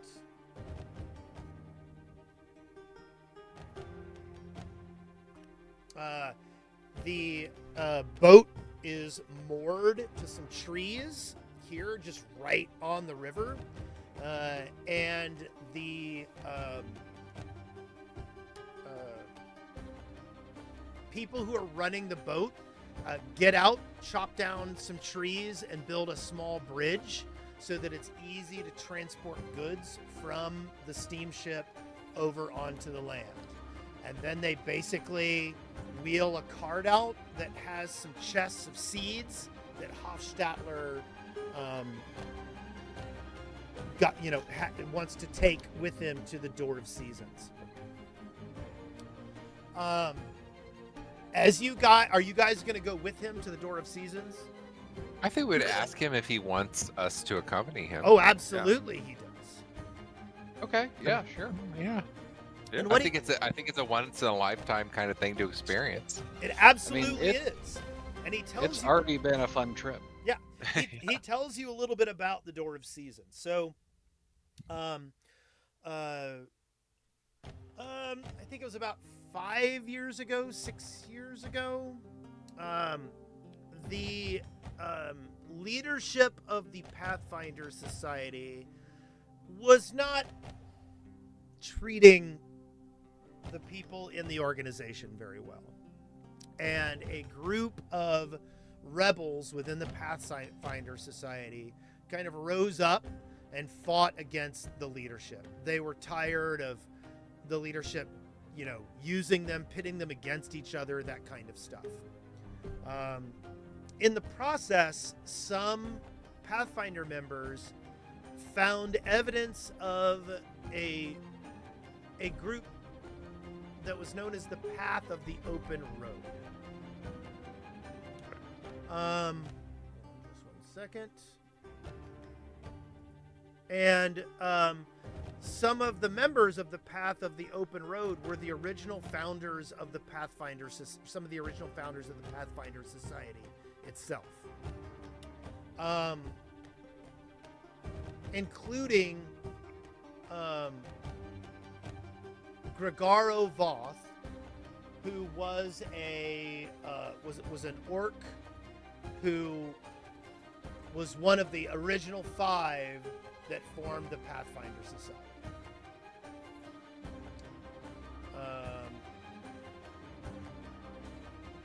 Very cool. They had a group called the Open Road Pack that included Selmius Foster, Corinna Notsur, and Dervin Guest. After Guest disappeared, Gregaro Voth was considered to be the last surviving member of the Open Road Pact. And as they had formed this pact because they had found the Door of Seasons, and but it would only let one of them in, and so they agreed that the last person alive would go and open the door.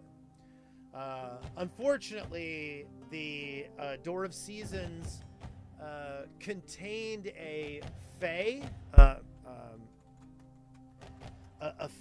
Fae. Hold on, what's his name?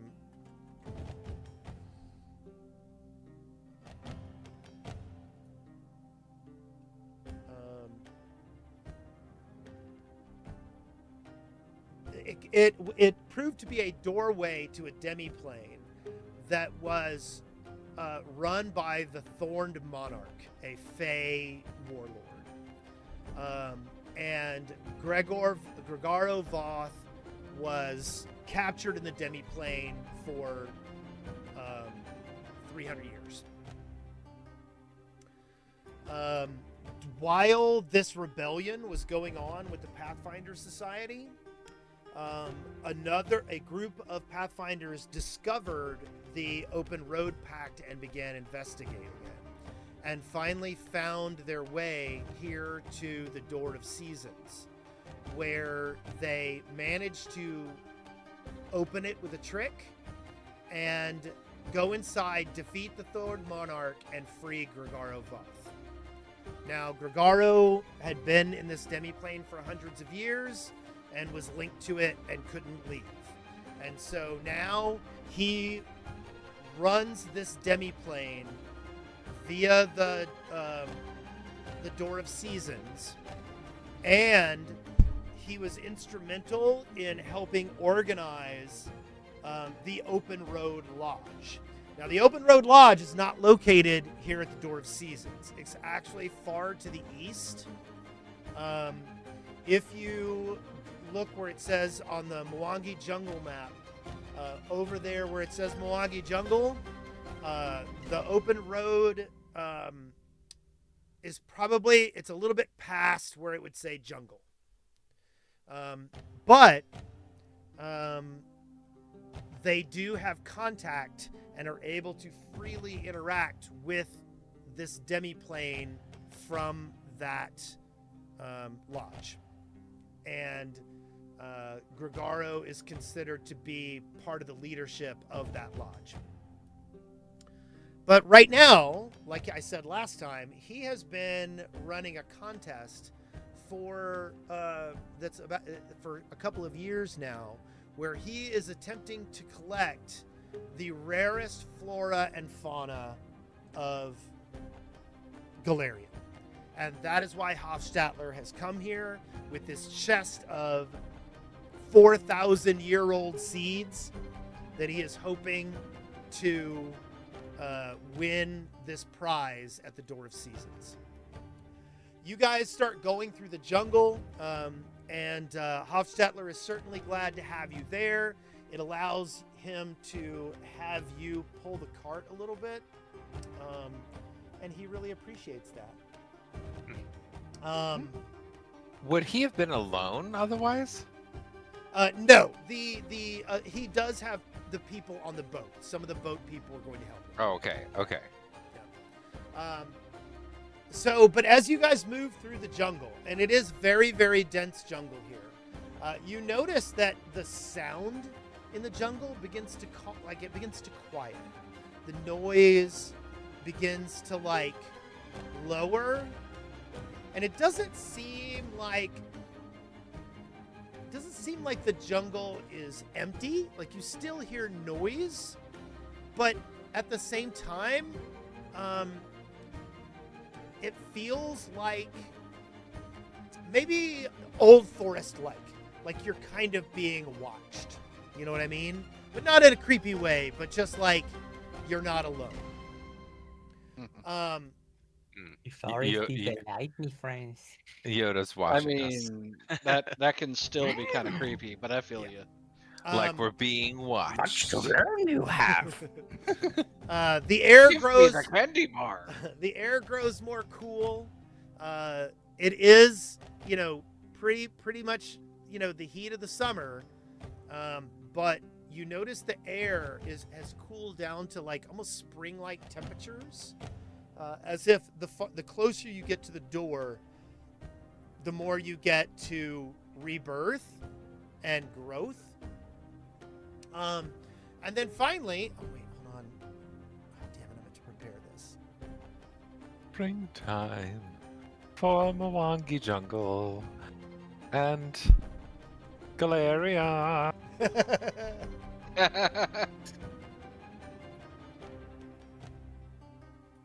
on.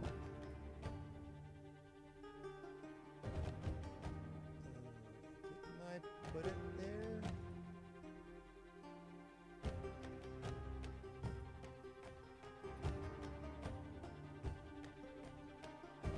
Hold on.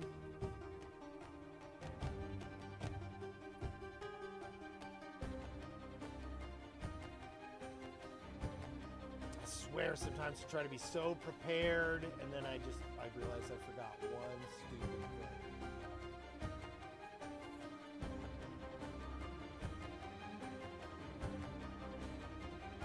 Here.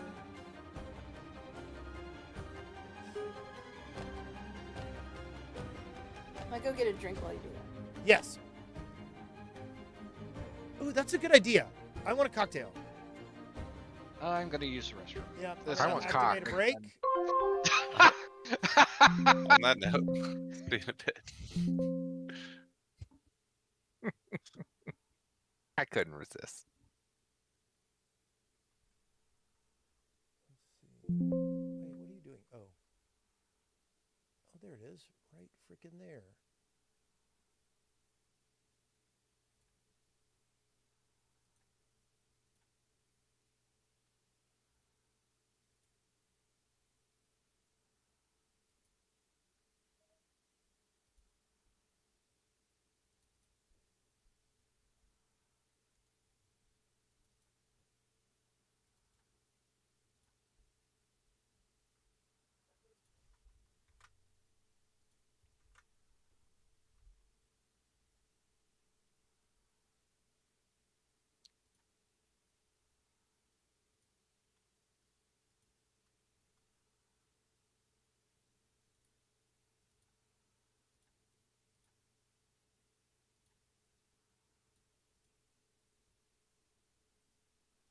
Okay, I'll be right back.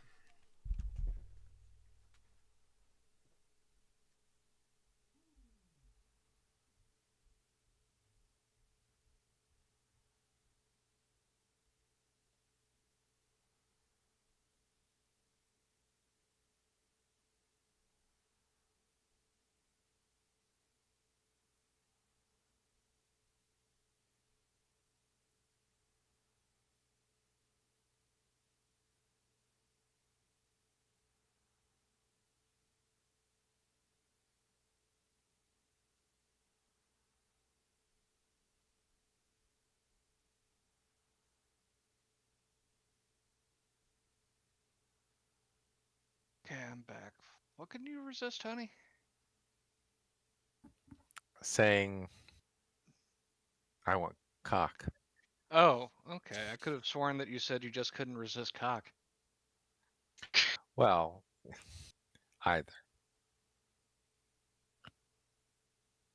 Sorry, that was low-hanging fruit. I never claimed to be other way.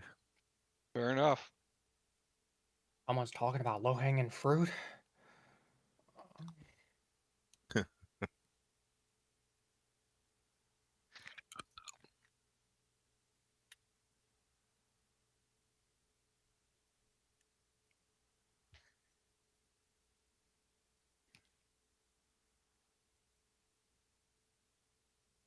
Zooey mama.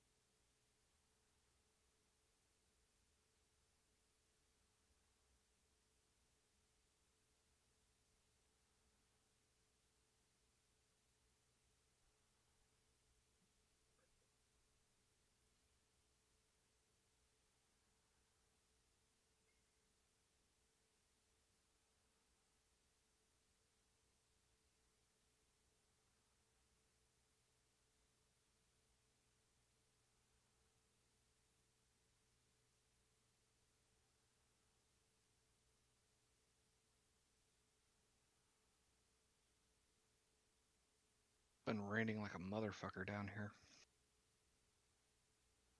It's been really nice here. Oh, good. Where are you again? Me?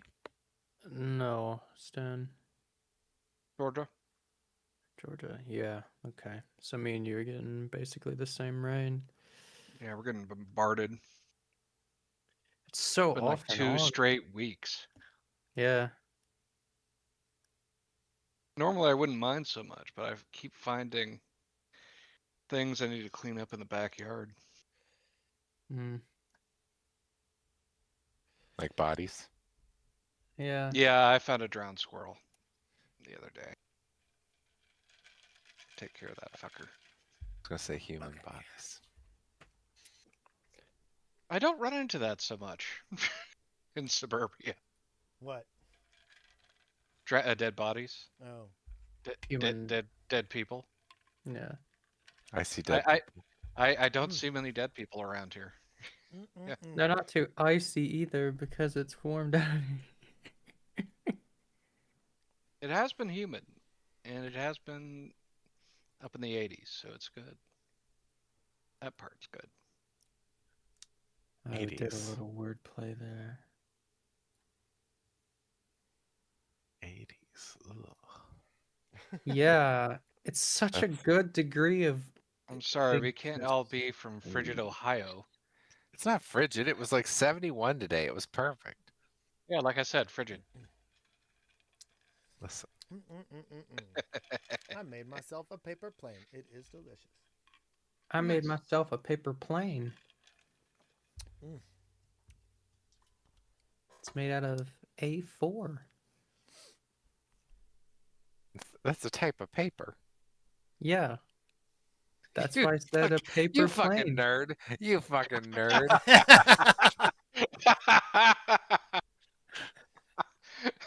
Are you back, Tony? Yeah, You need to click. I'm talking. You need to click. I'm back. Yeah, Tony. Oh, I'm so sorry. Everybody's Push the back. button, Tony. Okay.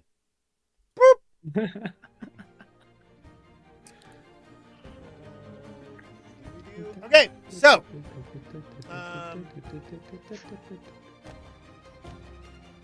you guys, as you guys are going through the jungle, it opens into a giant wall of vines and flowering branches, and part of the wall is covered in locks and keys.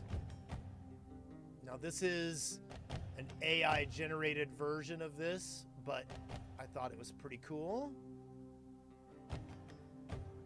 That's gorgeous. It kind of reminds me of This is while we're on the boat? No. This is you getting to the door of seasons. This is Got the it. door of seasons. that reminds me of that one bridge in Paris. Oh, the one Oh, with all the yeah. locks on it. Oh Yeah. I've only seen it on the TV show Heartstopper. I've never been there. Oh, I put a lock on that thing. Like a chastity lock. What? Yeah, Nothing. yeah. You're totally right. You got it. That's it. So you He's a guys. bard, both in and out of game. So there are hundreds of keys and locks hanging. Like the locks are more hanging on the door itself, but there are bronze keys wrapped in ivy, crystal keys that have like pollen inside the crystal. Keys made of antler, bone, amber, petrified wood, and yet, like, they are preternaturally still. Like, they don't move in the wind. It's as if this is this stationary thing in time and space. And in the middle of it is the doorway to Gregaro Voth's demiplane. And you guys step through, and immediately upon stepping through the doorway, like, it just instantly, everything smells like wet earth. Like, you feel rested. And the light above you changes to like golden hour light. Like, it is like beautiful mid-afternoon light. Let me choose some other music. Let's go Afternoon this light. way.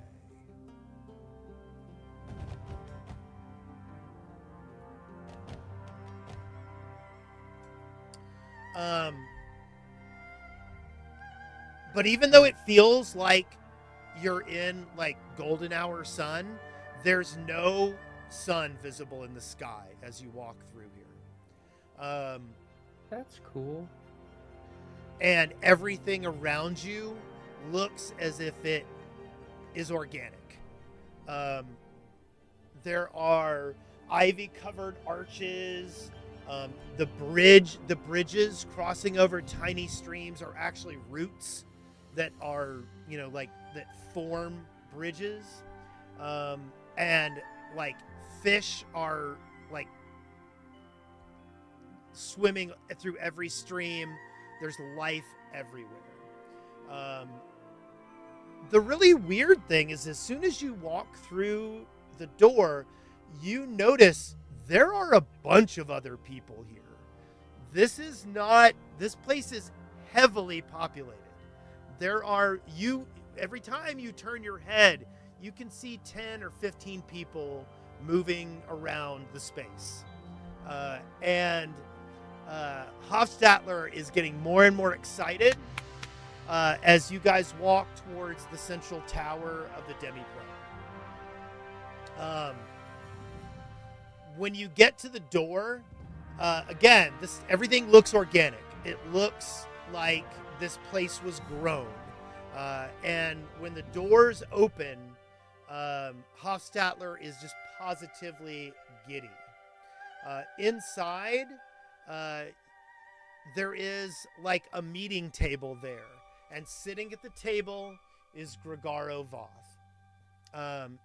And what's interesting about him is, even though I believe he's an orc, he doesn't look as much like he's made of flesh, but he looks like he's made of like soft bark.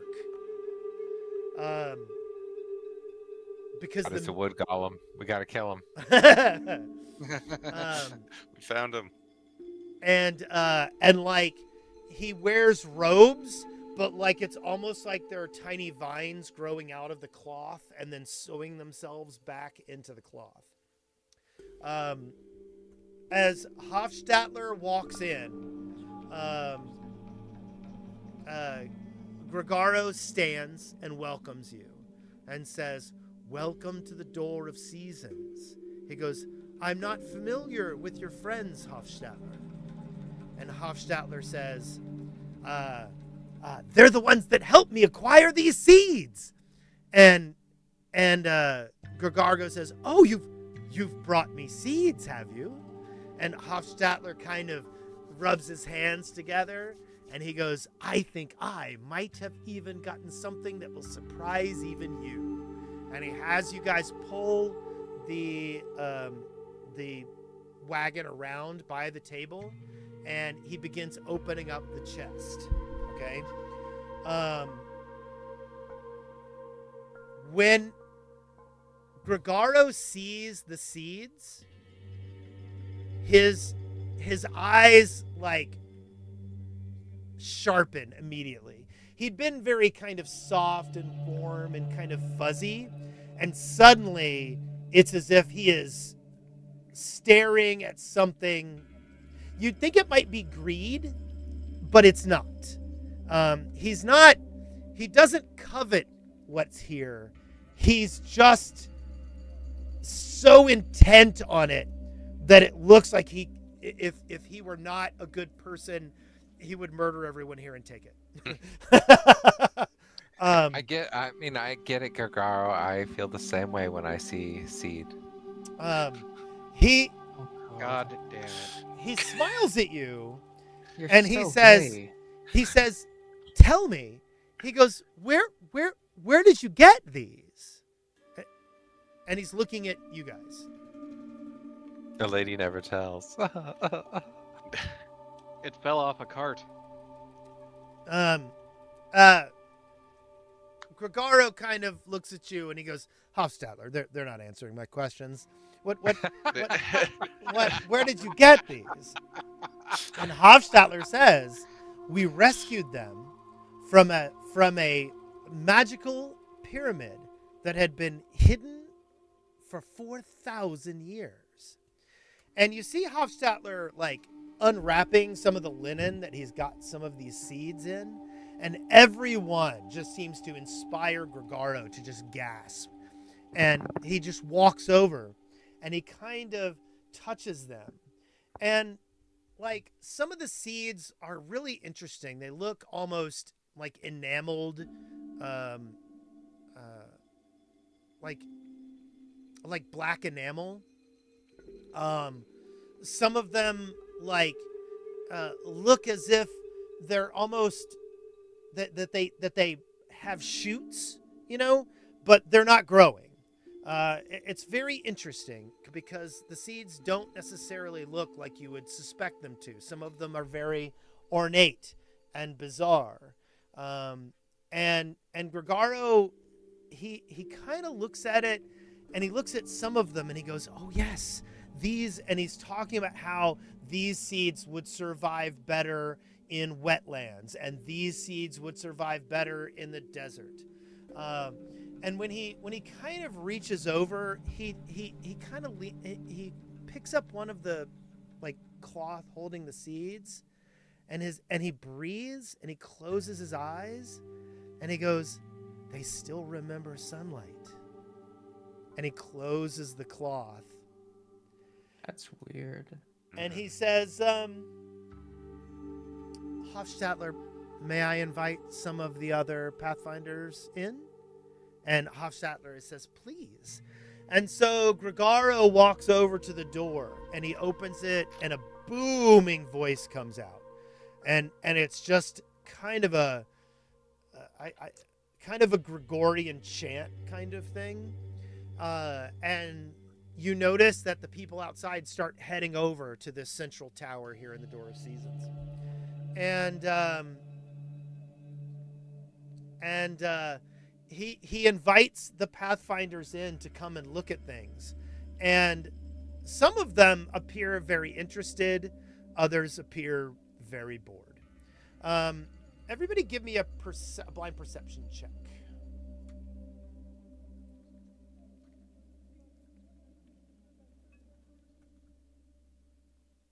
I think I rolled it twice. Sorry. It's all right.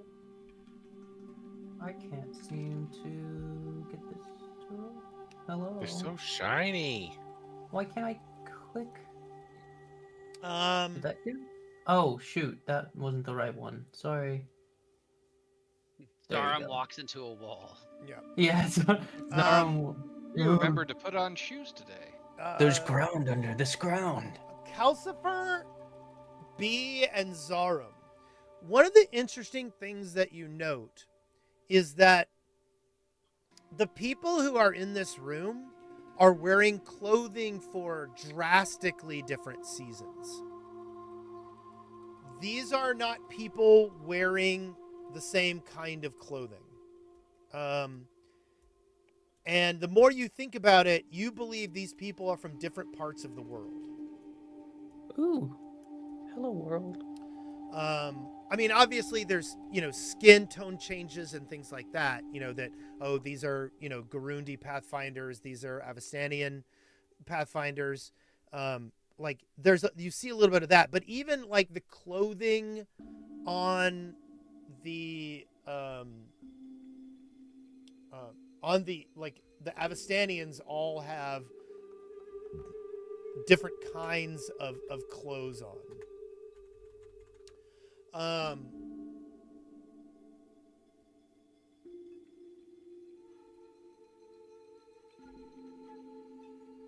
For instance, Calcifer,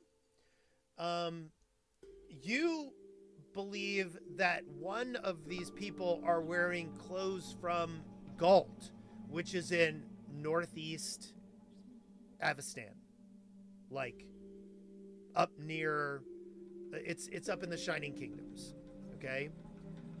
And so it's very curious the way these people are milling about looking so differently. While Gregaro is showing off the seeds, you see Hofstadler's like eyes light up. He is loving this, and Gregaro starts asking more questions. He's like, what kind of a chamber were these seeds found in? Were they near any funerary magic? Were they sealed against humidity? And he points at some. He's like, did these sprout accidentally, or is this how the seeds are? And then, but like Hofstadler is having such a good time, he's giggling, and you see Gregaro kind of smile, and he says, "You sound exactly like Selmius used to after Discovery," and you guys know that is one of the original founders of the Pathfinder Society. And as he says it, like, it's this incredible warmth and also like this incredible loss. And so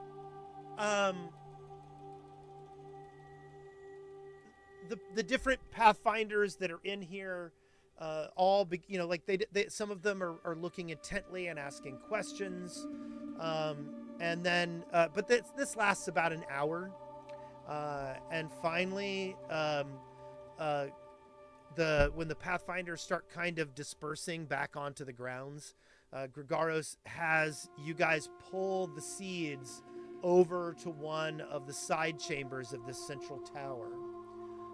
And it appears to be some kind of a greenhouse. There are orchids hanging all over the place, glowing moss in various corners.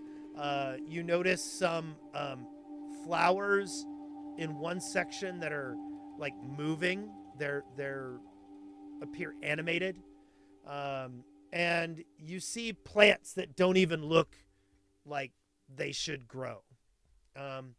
And so Gregaro carefully negotiates with Hofstadler about what he wants to do with the seeds. And Hofstadler shares, we've already delivered many of these to some of the other chapter houses. He says, but we thought that this would be the best place to store them, and we could maybe, if worse comes to worse, we can always use the maze to come get them. And Gregaro agrees, and he smiles and he says, I will take care of this. I will take care of these. And he says, may I plant some? And Hofstadler agrees, and so he takes some of the seeds and he finds some like a plot of soil, and he waves his hand, and he appears to change like the soil composition of the individual places in there, and he plants some of the seeds here, and smiles brightly, and then he kind of waves his arm over it, and the ground becomes moist in certain areas. And then he looks back at you guys, and he gets very serious, and he says, the rarest thing is not a lost seed. It is proof that the world still remembers to grow after a catastrophe. These seeds will grow again, despite everything. And he looks at you and he says, and you've helped make it happen. He goes, but remember,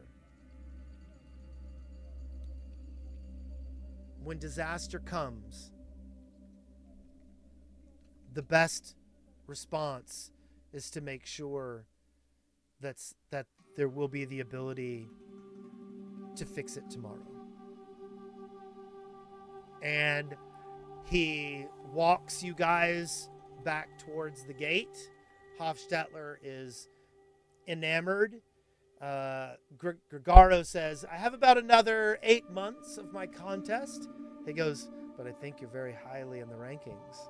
And Hofstadter claps. And he says, I cannot tell you enough how much it means to deliver these to you. He says, we're going to use these crops to re-inspire magic and dining and all kinds of things. And Gregaro kind of chuckles. And as you guys get back to the door, Gregaro stands at it. And as you step through it, the change in like the atmosphere is distinct. Going from this, cool, comfortable, loamy, warm environment. And then whereas the coolness outside the door felt like spring when you went in, it's feeling like fall when you're coming out. And it's a little shocking because it's still summertime out here. You guys take the seeds,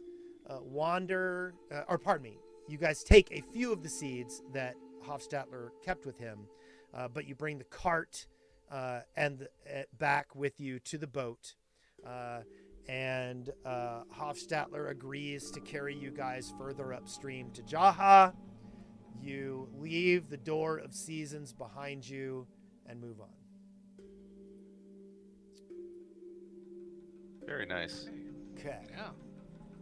But I want to be clear too. Like, even though we were joking and stuff with Gregaro, Oh, yes. Yes. we would have relayed to him like the conditions where we found the seed, like all the questions he was asking, like because Hofstadter couldn't answer those questions, but we could definitely answer those questions. Yes. But I'm sure he doesn't have a lot of social interactions living here in this plane by himself with his plants. So I wanted to, liven it up a bit. Yep. Well, Gregaro definitely appreciated the visit. He loved having you guys there. And you guys have now met one of the original founders of the Pathfinder Society, who is several hundred years old. That is cool. Okay, so you get back onto the boat. And you begin heading upstream again. Zaram, how do you feel? Are you nervous? Excited? A little bit of everything. Oh, we're right here, buddy. No worries. Familiar, it's odd, I'm hopeful that we're strong enough and that I'll get the chance to right my wrongs, but we'll have to see. Did you ever tell us what kind of place Jaha was? Like, you grew up here, right? Yeah. I mean, I it's think a very... you've talked about it a little bit, but not a lot. There's not much going on at Jaha, if I remember rightly. It's a very forest, forest village vibes. What the thing that's most interesting about Jaha? Oh, in the ruins. Is that it is a very, very ancient city. Yeah.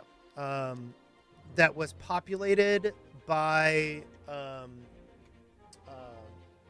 Lurgeni astrologers who built part of the city by enslaving the Uruxi around it. And that relationship was strained and horrible. And when the Eye of Abendego opened and LeJourney cartographers and star watchers and seers had to flee the Sodden lands to the east, they came to Jaha, and Jaha held its gates closed to the LeJourney refugees. And so the diaspora had to locate itself in areas there in the northern part of the Mwangi Expanse. And then, about 10 years ago, one particular group of LeJourney refugees decided to try to go back to Jaha again and get them to let them in to this beautiful city. And when they arrived, no one was there. The entire city was empty. I don't know if you The caught sound, the music. that. Yes. Yeah. That was Done. Perfect timing. wow. That was incredible. So these Lejerni refugees actually teamed up with the Uruksi in the immediate region and refounded Jaha. Oh wait, no, I don't want that. Go back to the other one. Where did it go? Come back. I want the other one. Boop. I just didn't hit repeat.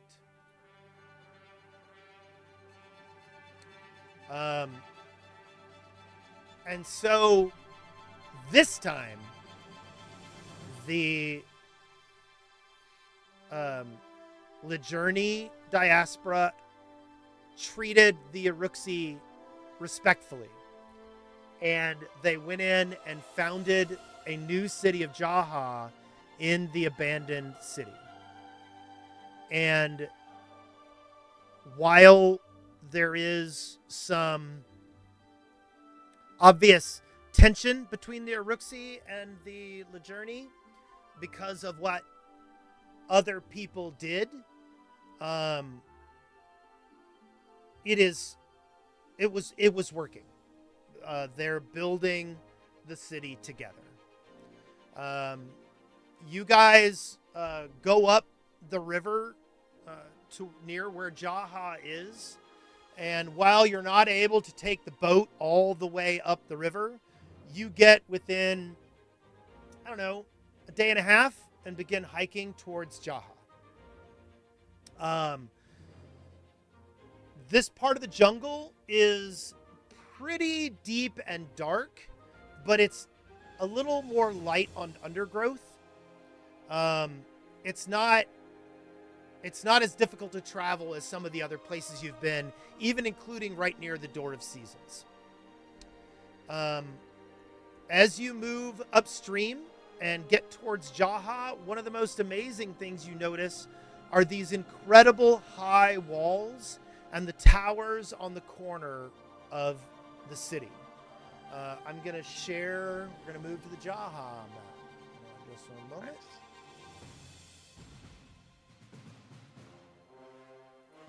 Jaha. It's been a long time, old friend. Wait, is that right? Yeah, there we go. Boop. Boop.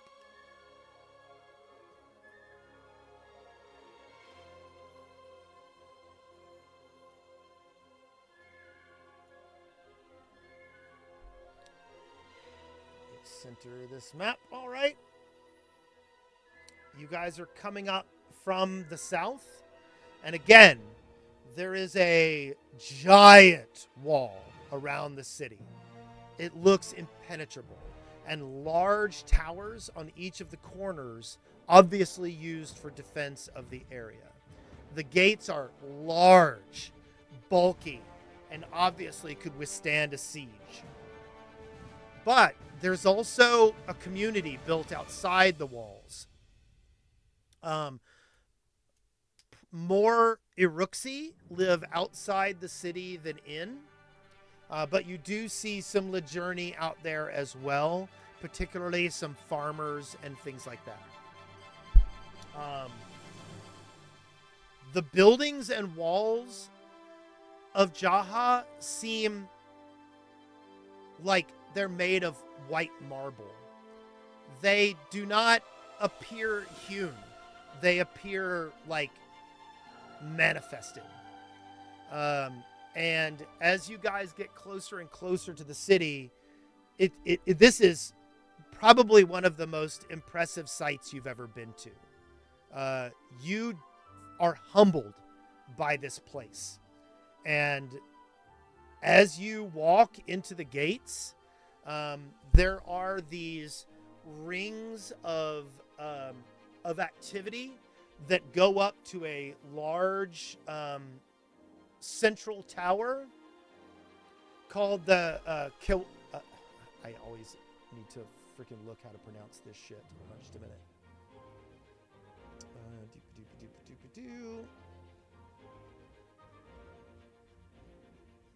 Oh, a messy? I think that is how it's pronounced. Let me see. Hold on just 1 second.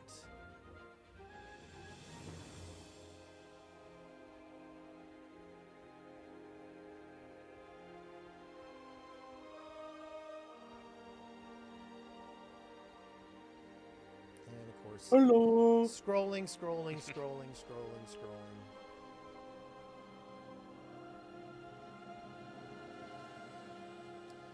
Kewamesi.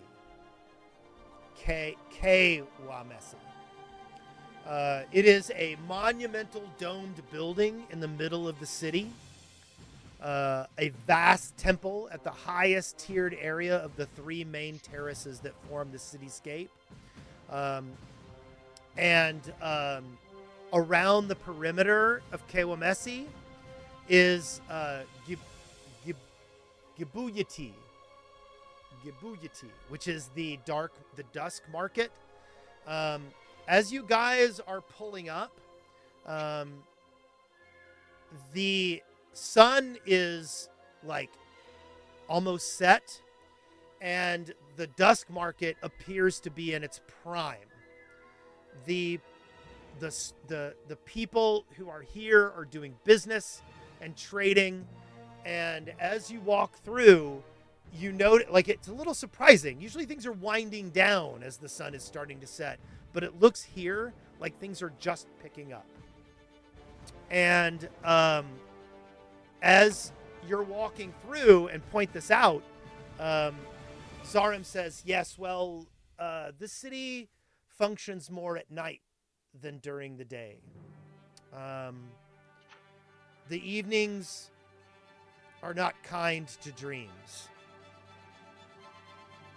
It is better to sleep in the day. Yeah, there's basically a lot of shit going on because of where it's built and what it's built over, that there's some, let's just say there's some not so happy spirits around here. They moved the headstones, but they didn't move the bodies. What do you mean you didn't move the bodies? Rookie mistake.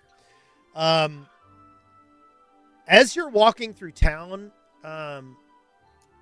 Zarim, you see it obvious that many of the Iruxi that are walking down are from your original tribe. Like, these Oh my god. these are people that they're wearing the clothes that you know. They are adorned with like feathers and leather straps in ways that are very familiar to you and that you haven't seen in many years. Additionally, a lot of the Iruxi here in Jaha have adapted special pads on the bottom of their feet, and you guys will often see the Iruxi climbing up the sides of buildings, climbing them with the sticky pads of the bottom of their feet. It's kind of fascinating. The buildings here are sometimes multi-tiered with entrances that can be reached by going up the wall. Additionally, as you walk through town, you see a lot of very strange stones covered in runes that are like sticking up in various places of the city. And as you point that out, Zarim kind of goes, yes, waystones. And he's grumpy about that. What's it? Okay. Where do you guys what do you guys want to do? Follow Zaron's Yes. lead. That's my thought. Yeah. It's been a long trip. We should probably stretch our legs a little. Yeah. What, like you on a tour? Sure. This is your own. dude. You brought us here, so you tell us what to do. Well, and do we recall exactly like what item we need to recover? It's been kind of sitting in the back of Zaram's head that one of the defining things that whenever he thinks of this city and his history in it, when he left, he dropped a particular dagger and he wants to recover it. Yeah. It's my special dagger. And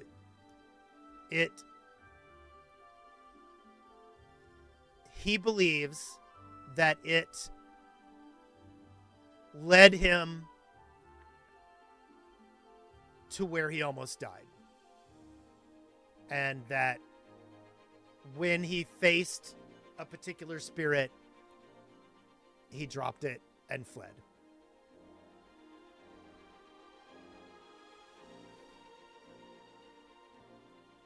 How far away was that from Jaha? Sorry. How far It's in was Jaha. the dagger away from? It was in, yeah. It was did in all- Jaha?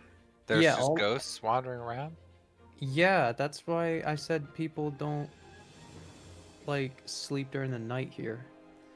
So one of the interesting things about Jaha is that there are ruins underneath it, Yeah, tunnels, and wasn't kidding when I said literally built on top of ruins.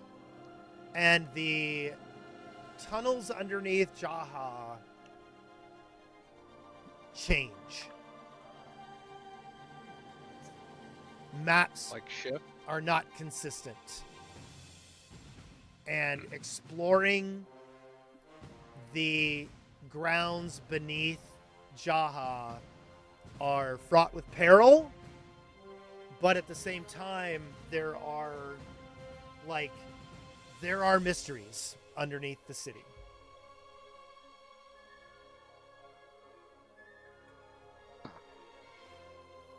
Well, Zarm, do you want to explore your former home and reconnect with people, or do you want to crawl into the tunnels and recover your dagger and deal with what caused you to leave here? I mean, is First- your family still around, or your pod, or your clan, or whatever? I'm pretty sure they're dead, but I can go look, I suppose. So yeah, I'd like to do that. Okay. Did your people live inside the walls or outside? Some were a bit in different places, but most of them were inside the walls. Okay. So which of the towers did they live near? Probably not the Kashigi Tower. That one is particularly haunted. I didn't really have that plan, so I guess Pick one. Harashigi. Okay. So you guys start heading south through. So first you go west and head back towards the gate, and then take the roads to the south to the Harashigi Tower. Just like Gwen Stefani sung about. Yes. Harashigi is also known as the Moon Fortress.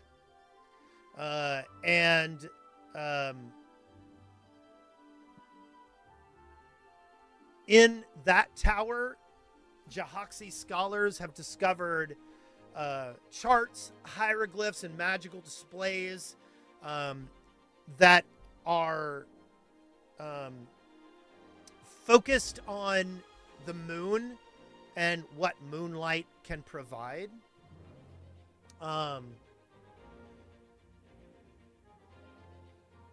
And it's kind of fascinating because this particular fortress, the Uruxi clans that have settled around it are very, very in touch with the moon and the spirits associated with nighttime. As you guys start getting closer and closer to the area where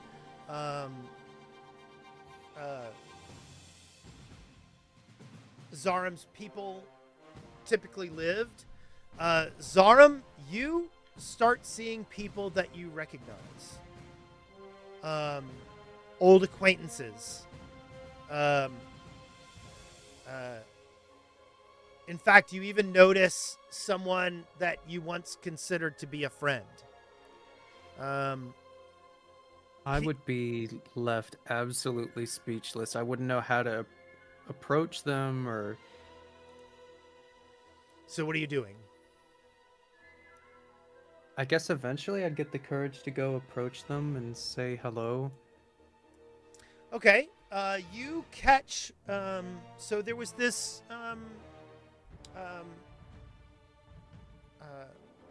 hold on.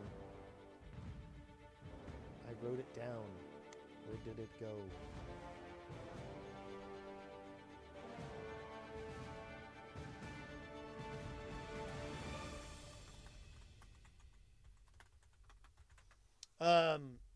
So as you start walking by a particular house, and you see someone that you knew when you were younger, and the main reason that you recognize him is because he's still using the same like armband that he used to use. It has a particular pattern on it of like the moon and a particular pattern of stars behind it. And his name is Kezri. And he is basically like working at his house, getting some drapery set up around the house that had evidently been lowered.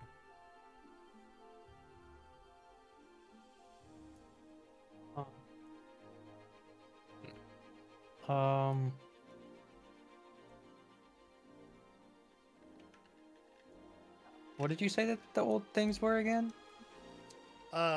His name is Kezri. Well, yeah. The symbol is the moon with a particular star pattern next to it. Yeah, and what's that on? On his armband. He's got like a leather shoulder piece that has this design on it. So it'd be like, hey, still using that same old armband? He kind of looks at you and chuckles and says, I've loved it ever since I was a kid. And then he kind of looks at you a little bit, and let's see how good his recall knowledge is. Or his perception.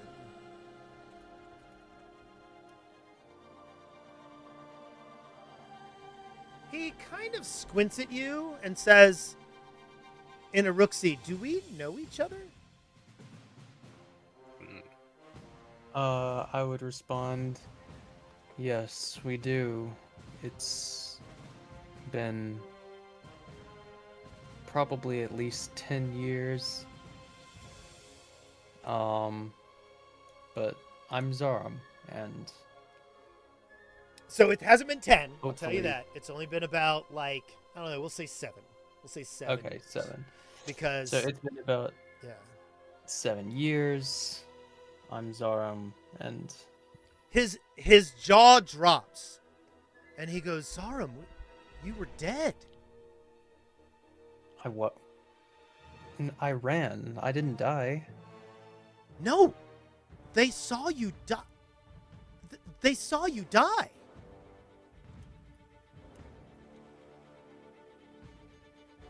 What? He goes, Tazek watched you fall.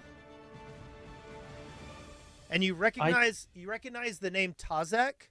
That is a well-known mystic in your particular tribe. He's known as Tazek the Veil Walker, and he is a psychic. She is a psychic. Pardon me. Oh. I mean, when I was fleeing, I saw just about everyone I knew fall. I'm honestly shocked that you guys are still alive. He looks at you and he goes, I don't understand. Let's go see Tazek. I don't either. Let's go see Tazek. I agree. She'll probably know something. So he grabs you by the arm and starts dragging you along and looks around and goes, "Look at all of you. Are these your friends?" They sure are. They helped me gain strength. I mean, now I'm confused, but I thought that I had unleashed some kind of terrible thing that I wasn't strong enough to fight. So for the past 7 years, I've been getting stronger, and it's due in no small part to the help of these people. He kind of punches you on the shoulder, and he's like, "Strong, huh? Strong, huh? We'll see about that." And then he is dragging you towards where a lot of the common area for the kind of leadership of your particular group of Aruxi tend to live. As you're starting to pull up, you see several of them standing there. 2 of them were with you when you encountered the spirit. One of them is Tazek, who was there, and one is named Morzathai. And they are speaking when Kesri comes dragging you up and says, Tazek, look, it's Zarum. And Tazek kind of chuckles and turns, and Tazek goes white as a sheet. The look on Tazek's face is stunned. If everyone would give me a blind sense motive.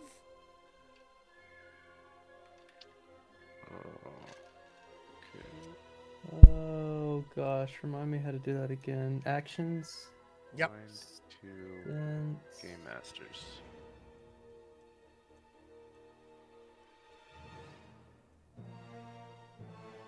Sense motive, here we go. So many pretty dice. I like the ones that you can see through. Those are the best Yeah, ones. those are cool. The glass ones. B. Tazek does not appear to be seeing a dead person. Tazek's response does not match someone seeing someone she thought was dead.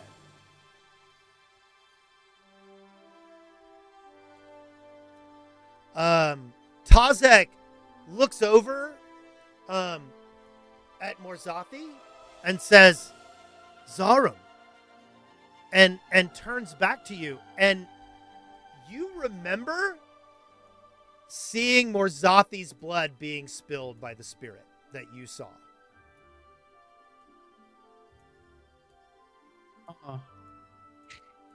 This is one of the people you thought died because of you. Well, obviously, I'll turn to Morzathi. Yes. And I'll be like, how the hell are you still alive? He looks at you and he goes, "Me? We watched you die." I watched you die. He kind of chuckles. He goes, "What? No, no." He goes, "But you, when you died, we left there and did not go back." I ran as well. He looks at you and says, "Ran? Was this? Did you wake up later? We saw you bleeding to death on the ground. Your tail was completely removed. Your entire right side was gashed open. Well, I don't remember any of that. I certainly don't have any scars from that, as you can tell. You see kind of like the Uruxi that are there are kind of gathering around you. And they're touching you. Oh. And you hate that. Do I? It says on your character sheet. Your quote is, "I have to touch you?" Wait, what? Have you not looked at your own character sheet? Apparently not. Hold on. I remember making a joke about catchphrases. God damn it, Oh Tony. no. That doesn't mean that wasn't like, you want me to touch you? It's like, hey, you want me to touch you? Oh, okay. Because I'm the healer. Okay. Okay, I misunderstood that completely. So Yeah, no, I'm the strike that. healer. and Rewind I'm it. like, the snozberries taste like snozberries. Okay, so the Uruxi are kind of like gathering around you, and one by one, they're putting their hand on you. And they're slowly forming a circle around you. And you notice that Tazek kind of moves over towards the front of where you are and says, "This is a great boon. You have returned to us from somewhere." well, somewhere.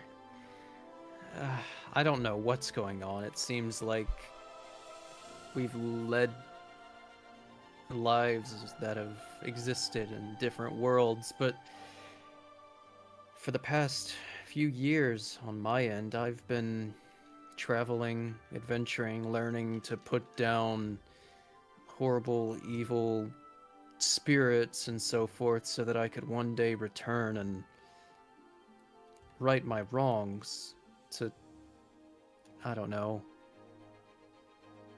I guess revenge the souls that I doomed, but it's weird to see all the souls that I doomed aren't actually taken. Tazek looks at you and says, "No. When we entered that tomb, you stood at the front. And I when know. the spirit came out, you faced it bravely, dagger in hand. You suffered grievous wounds. At least, that's what we saw. And when you fell, we shamed ourselves. We were unable to pull your bones from there. We left you there and thought you were dead. And we were unable to speak with your bones and hear your words."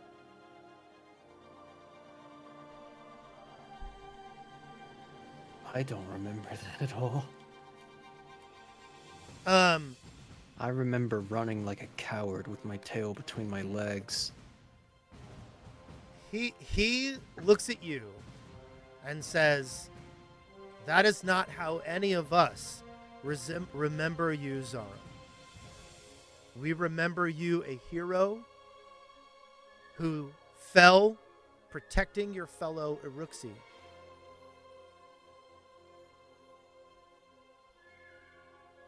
He says, "But come, let us sit. Let us talk about where you've been. Let us hear the tales that your bones have seen for all these years that we've been unable to speak with you as one of our ancestors." And Agreed. literally, this freaking crowd of Uruxi starts kind of pushing you along, and his buddy, Kezri, kind of jogs over to all of the rest of you and goes, "We're going to have the best food. We're going to have the best food." And you guys... You have my attention. Yeah. And you guys start moving towards like a common house where dining would take place. And you notice certain small Uruxi like running, like going around to the different houses nearby, banging on the doors and getting people's attention. And everyone is coming to have dinner with you, Zarum, and find out your story.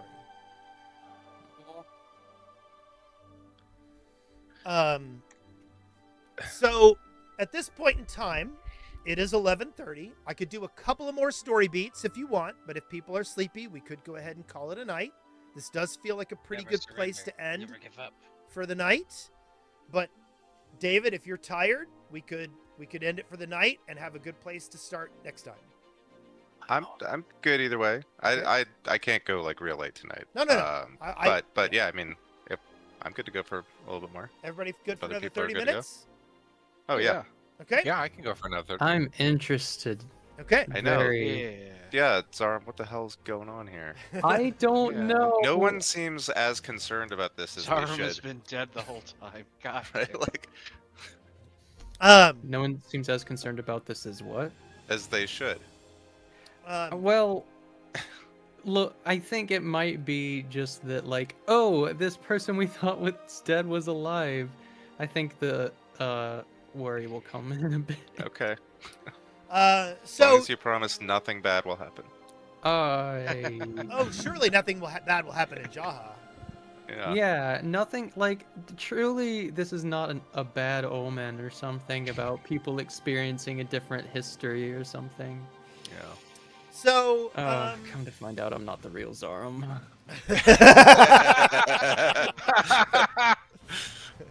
you are a synth.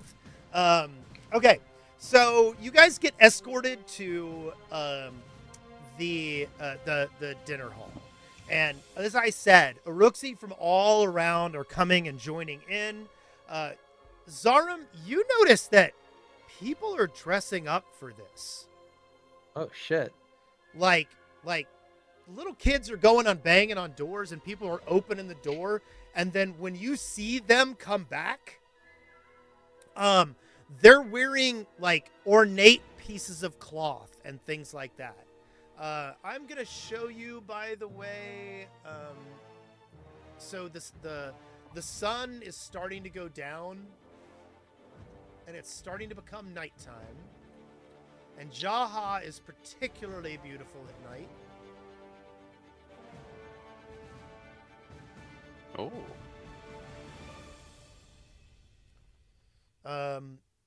You'll notice in the middle is the Kewamezi, and you know part of the things that step up to it.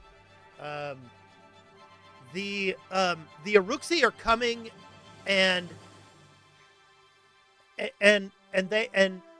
people are bringing food. Like you notice that they're trying to like they weren't planning on this, so like hot food isn't necessarily high on the priority list, but people are bringing food from their individual buildings to come and dine with you guys. So Tazek seats you at a very central table, along with some of the other leaders. Now, a few of these leaders you don't recognize, because they weren't leaders when you were here. But some of them you do. You notice, once again, Morzafi, who helped you explore some of the tunnels underneath Jaha. And Ixthek is another leader who was like one of the people who helped train the Uruxi in warfare and battle. And that's who I named Dixon after. And oh wow, okay. And so Tazek, and here let me. Well, can I do this? Hold on. I'll take a minute to do that. So you guys are escorted in, and dinner is set up, and people are bringing in cold dishes. There's a couple of pots of hot stew, but they're not very big. It's mostly people, bringing in whatever they could.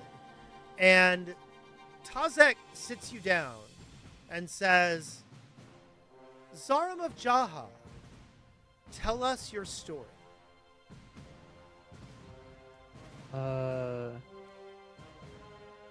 So, it all started on this one wild night Um, I never thought it would happen to me. yeah.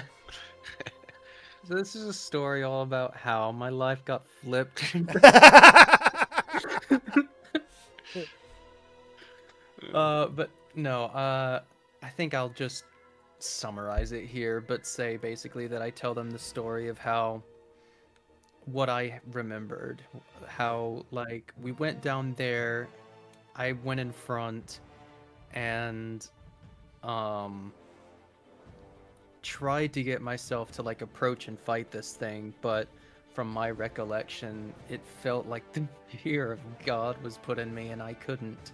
So I remember running like a coward, and then for the past 7 years, trying to right my wrongs by becoming a force that can fight against whatever I blamed myself for, like the dredging up of this creature. And then I, tell about my friends and about Atari and about the Gauntlet and how, in a way, it's sort of like a dry run for vanquishing old evils.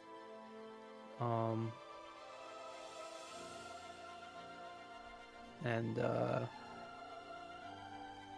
then our most recent adventure with the clay and things of that nature.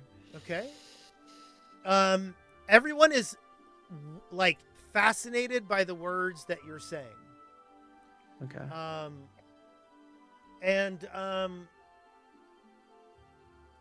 Tazek kind of hold on just 1 second. Find something. Hold on.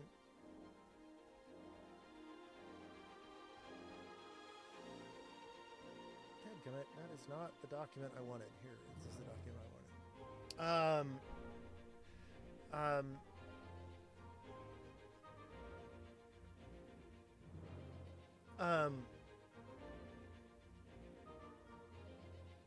Tazek looks at you and appears to wave her hand in a particular pattern. And lights kind of trace her hand as she does this. And she appears to look at you. And says, "This is no deception. This is Zarum, who we believed fell below the city. There is no need to fear. Something has happened, and we must learn what." Absolutely.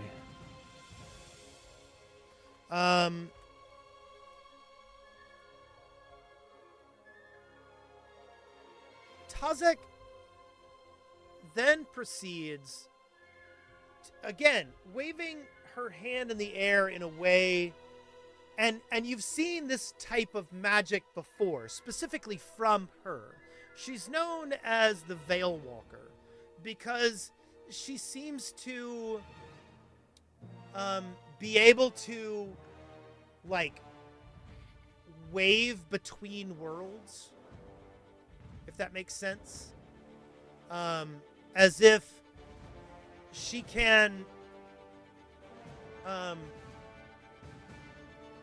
disturb the water and as disturb the water that's separating worlds and look through it. And she stands there and she kind of makes this symbol in front of you and says, "There is much to consider here and much to talk about. But Zarum the Fallen, we welcome you back to your brethren. We welcome you back to your people. And we hope that we can help you find the peace you lost so many years ago." I hope that I can help the same. Although I'm just glad to see that what I remember was wrong. That those I cared for most, at least, are all right. So at this point in time, Tazek starts inviting up the people who knew you, and that were at the event where you fell. She says, "Vashkar of the Hollow Reflection, tell us your memories of Zaram the Fallen." And Vashkar stands up, and the first thing Vashkar starts talking about is your curiosity and your enthusiasm to explore the ruins beneath Jaha. And Vashkar talks about how you inspired so many people to go and learn what was beneath the ground and to help heal the loss of the disappeared. And that's one thing, Zara, one thing that's very important to remember about those that disappeared before Jaha was resettled is that their remains were never found. Yeah. And there were no bones. They were lost. And no one can contact them. No one can reflect on their wisdom.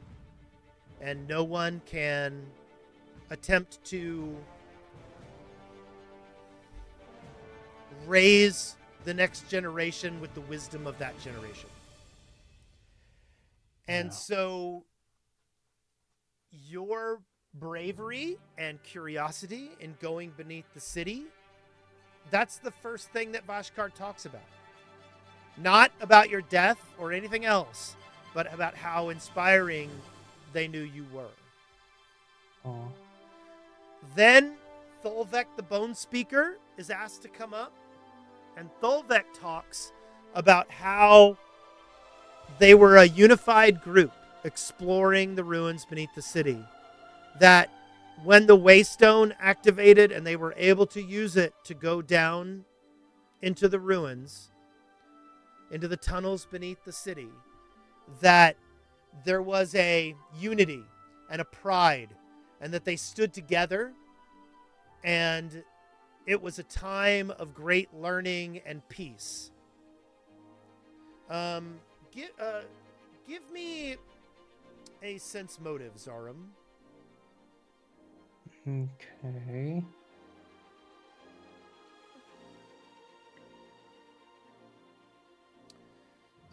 You notice that Tazek is not comfortable with this line of discussion. Mhm. Tazek is not with this talk of unity and pride. Tazek is looking away and not responding positively to this discussion. It's subtle. Only you can catch it because you can catch the Uruxi inflection. But you see it, and it's confusing. Because Tazek is very honorable and very wise to you. And Tazek just stood up for you with regard to who you were and what you are.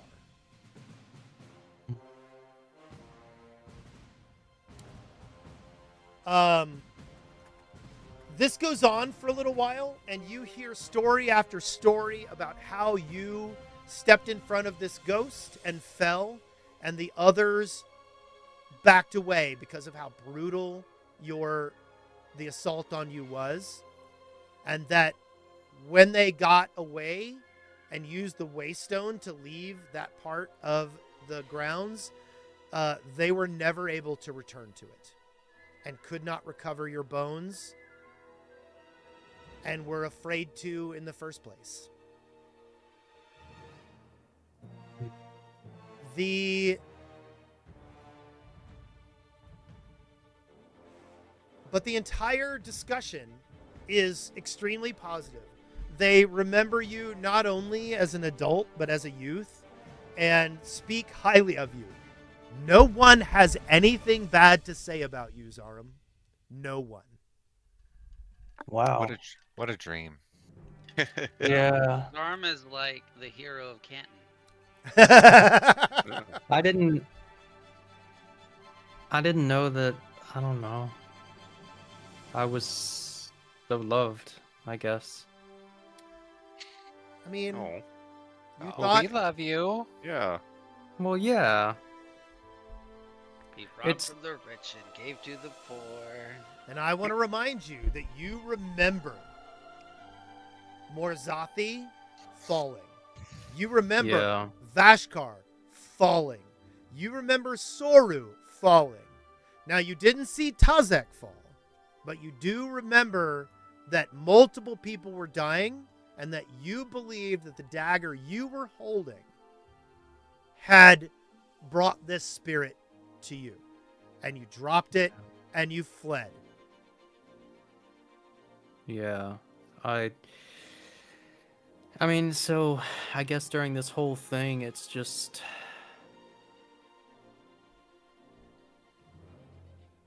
it's kind of like, oh, that's sweet, and then just like, I really need to figure out what the fuck happened. Yeah. So, as the night winds on, things die down, things get more peaceful, people start wandering off, everyone comes up and touches you. Every Eruxi in the room comes and touches you, and like their hand is saying, I see you here, Zarum the Fallen. Oh, And I touched them back. and the entire environment is like really, really nice. It's confusing to you, Zarum, of course. It's confusing to your friends too. They've seen how ornery and shitty you can be, and all these people think that you're great. What? Whoa. Oh. He Our does love not speak for him us, now Zarum. ain't hard Shots to fired. explain. Yeah. Yeah, no, really. Um, Nobody said a word, but somehow I'm offended. so The hero of Jaha, the man they call Zarum. so things wind Zarha. down. Tazek lets you know about one of the domiciles nearby is currently unoccupied, and she offers it to you guys to sleep in. And the night has fallen, and it's getting late for you guys. It's about 2 in the morning, okay, when all this is dying down.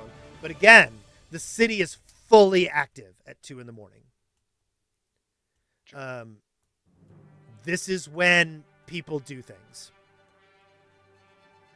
What do you guys want to do? They like that it's nighttime. I think we'd be wondering where we can sleep. So she Yeah. she has a house for you that you guys can sleep in. That belong to some other Uruxi who have moved out to the farmlands. You said there was a feast, and I saw multiple market stalls and things like that in the image that you shared. Yeah. Any chance there's like street vendors for food? Absolutely. Hell yeah. Still hungry? If you guys Yes. if you guys head out, That's a secret. He's always hungry. if you guys head out to the Gibuyati, you will see that the dusk market is running full steam. People are, you see all kinds of stalls. There are Lergeni cartographers. There are food stalls. There are map makers. There are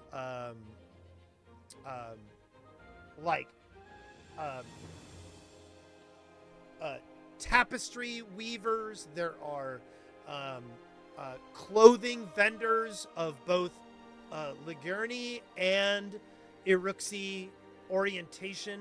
So you see, Iruxi things with lots of feathers and leather, and you see Ligurni clothes of fine silks with star patterns and planets all over them. Again, you also, as you're walking around the Kawamesi, you notice like these stones that kind of jut up out of the ground as if some kind of thorn has been shoved up out of the ground and worn down and smoothed over thousands of years of rain and weather. Cool. I wonder if I can take you guys on a journey, see if we can find some of those old stalls that used to be my favorite. I'm down. Sure.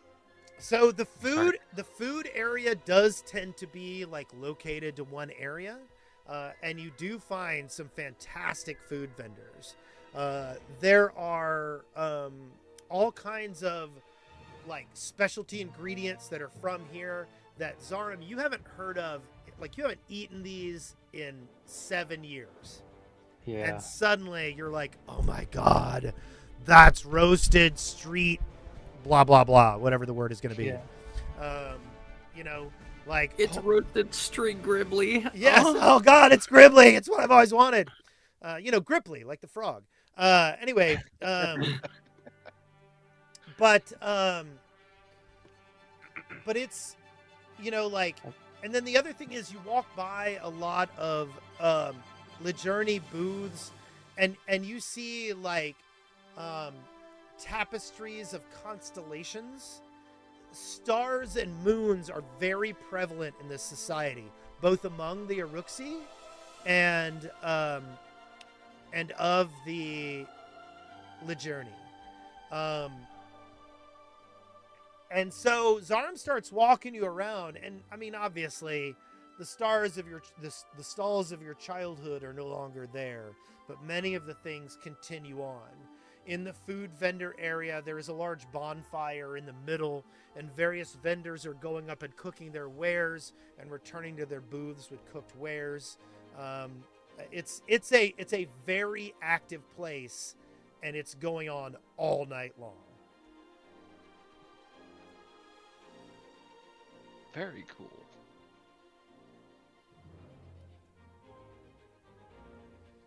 And as you're walking Wow. around, like you see like these, like constellations, because the Lijourney constellations and we'll say the Jahaxi constellations, the ones that the people of Jaha and the Iruxi have, like the ones that they pay attention to, are different than a lot of the constellations that you see elsewhere. The patterns are very reminiscent to you, because when you've gone to, and seen star charts in other places, the lines are completely different. Oh, that's not the spider, that's the archer. Oh, Yeah. those are supposed to be the eyes of the dead. What have you done with this? And so, like, there is this warming in you about the return to your culture, and there's also like a little bit of dread, because you saw many of these constellations when you were exploring the circulation beneath the city. These star charts were very popular in the weaving tunnels and alcoves that you explored beneath the city.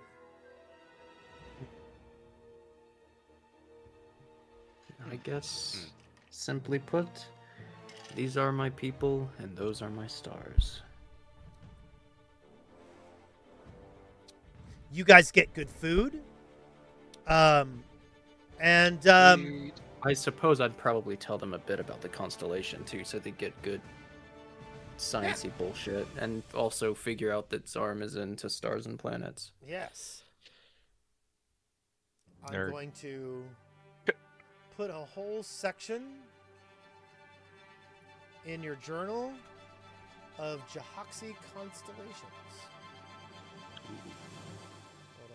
second.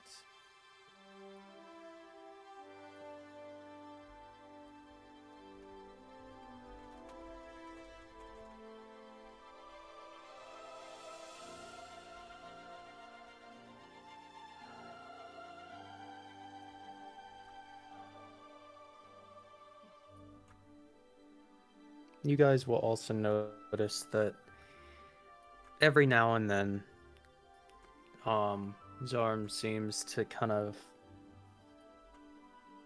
just forget about everything. Like all the troubles that we've gone through and even the current situation that he's in, and almost like he's kind of returning to his childhood. It never really lasts for too long, like he always seems to catch himself, but for a few moments you'd see him truly happy. Okay, there are some Jahaxi Nice. constellations in your journal. Cool.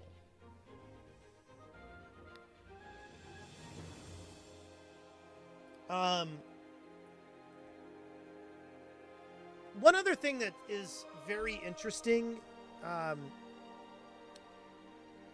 Zarum, is that when you guys had entered the city, it was only been about 3 years since the Jaha and the Aruxi had teamed up together to enter when you left. It had only been about 3 years. Okay. And the relationships seem pretty solid. There doesn't appear to be the prejudice and negativity that you experience elsewhere. The Lejourni seem to have legitimately bonded with the Aruxi, and there is, despite some ancient, enmity, the people here seem to be functional.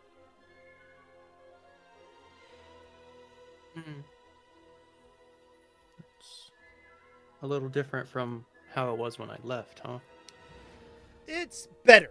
It's better. Yeah. When you left, the Aruxi were still very distrustful of the Lejourni because of what had happened to their ancestors. Yeah. And that appears to have eased a little. And the kind of generic bigotry you would see from, West Coast intellectuals for tribal Aruxi is way smaller than what you would feel like it should be at this time.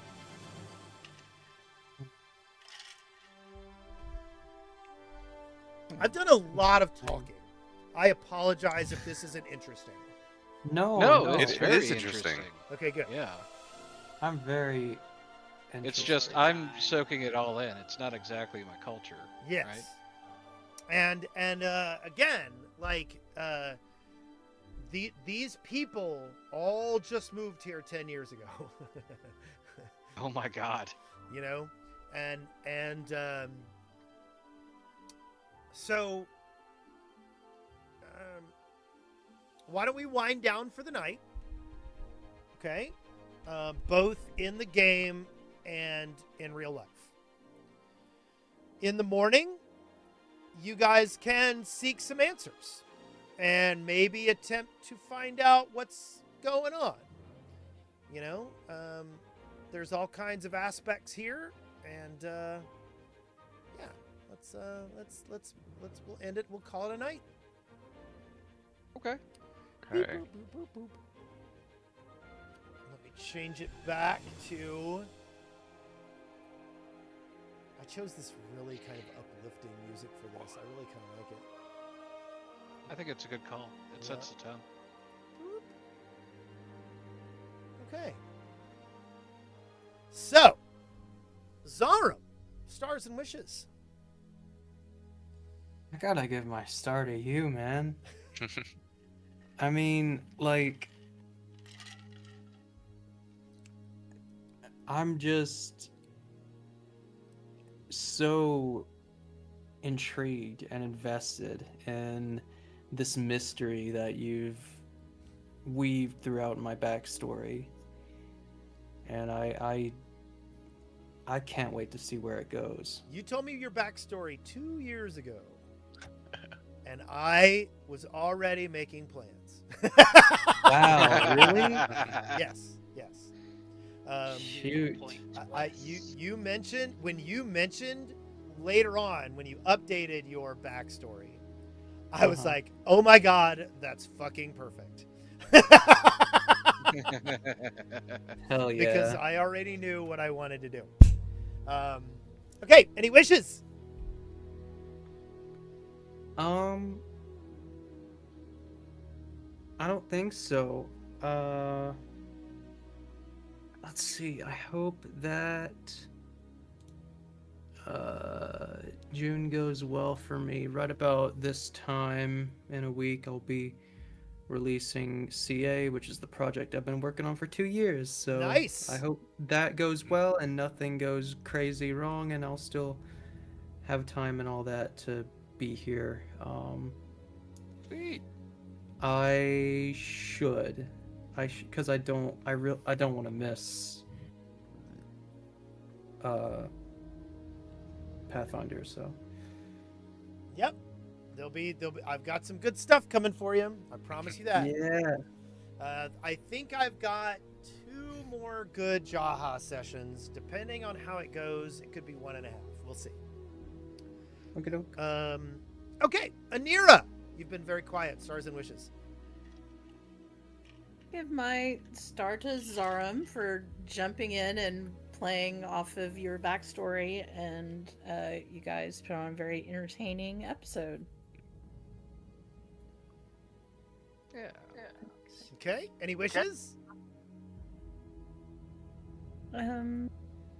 Wish we all show up next week. Yes. Yeah. Calcifer, stars and wishes. I give a doom point to Wes for knowing Zarum's backstory better than Zarum. I mean, you're not wrong. Like, I basically set up this kind of like overarching kind of like I remember having read it before, but I'll be honest, I have my mind filled right now with CA, so I'm kind of I genuinely do not remember what all I researched about the event that went on. Yeah. So yes, you're correct. Any wishes, Long Calcifer? story short. Our love for him now ain't hard to explain. The Yep. hero of Jaha, the man they call Zarum. B Cup, stars and wishes. Yeah, I think Star Zarum, really, for making it tonight, and it you know, you don't. I feel like Zarum doesn't get a lot of chances to, I don't know, interact with NPCs. Yeah. So, getting your beak wet, that's not the right thing. No, I think that's right. has a Is Yeah. that not right? Yeah, he has a beak. So- Sure. No, but I don't Question have a is- beak, but that's the same. Well, getting your beak No, wet, it is, I it think, is, is about yeah. getting money, isn't it? Is- Um, Is B gonna chase any tail while in the city? Lots of tails. The Journey people are pretty and soft. I mean, Scale. Trust me. Once you go scales, you'll never go back. is there a lizard version of Chad Gardington out here? Oh yes, there is. Absolutely. It's Chad Lizardton. show up next week, and there's some AI conflagration of Chad Garding. Yeah. Yeah. Yeah. Some Just- unholy thing. Yeah, just upload that original image back into AI West and say, make this a lizard person. But See what really, happens. really pretty lizard person. Yeah. Oh God. And then my wish is that we can all make it next week. Mhm. Yeah. Flack, stars and wishes. Yeah, I think it has to go. Stars have to go to you and Zarum. This was cool. This is a cool location that I didn't know anything about. Yeah. And so, star to you for really fleshing it out, and for Zarum for being interesting and picking a backstory in a totally different part of the world and not being lazy like me. Like, I grew up next door. You're a I grew pirate. Come on, man. I grew up on a boat next door. Like, Yeah. I grew up in the town that the adventure took place in. That's the laziest. someone has You to do can that. be. Though. Somebody has to do it. Like, I was born in a log cabin. And yeah, I wish we're all here next week, especially Zarum. Zarum, next week's my birthday, so you have to. Oh, Yeah. Oh shit! And Yeah, I'm showing up, Okay. so you have to show up. I don't So know here's what- here's I- my show you up. promise. Here's my I promise. will. I promise you. How about that? I promise you, Yes. I will show Yeah. up next week. So Yes. this particular episode was some of the stuff I've been stressed about the most over the past few weeks, and Oh. stuff that I've been working the hardest on.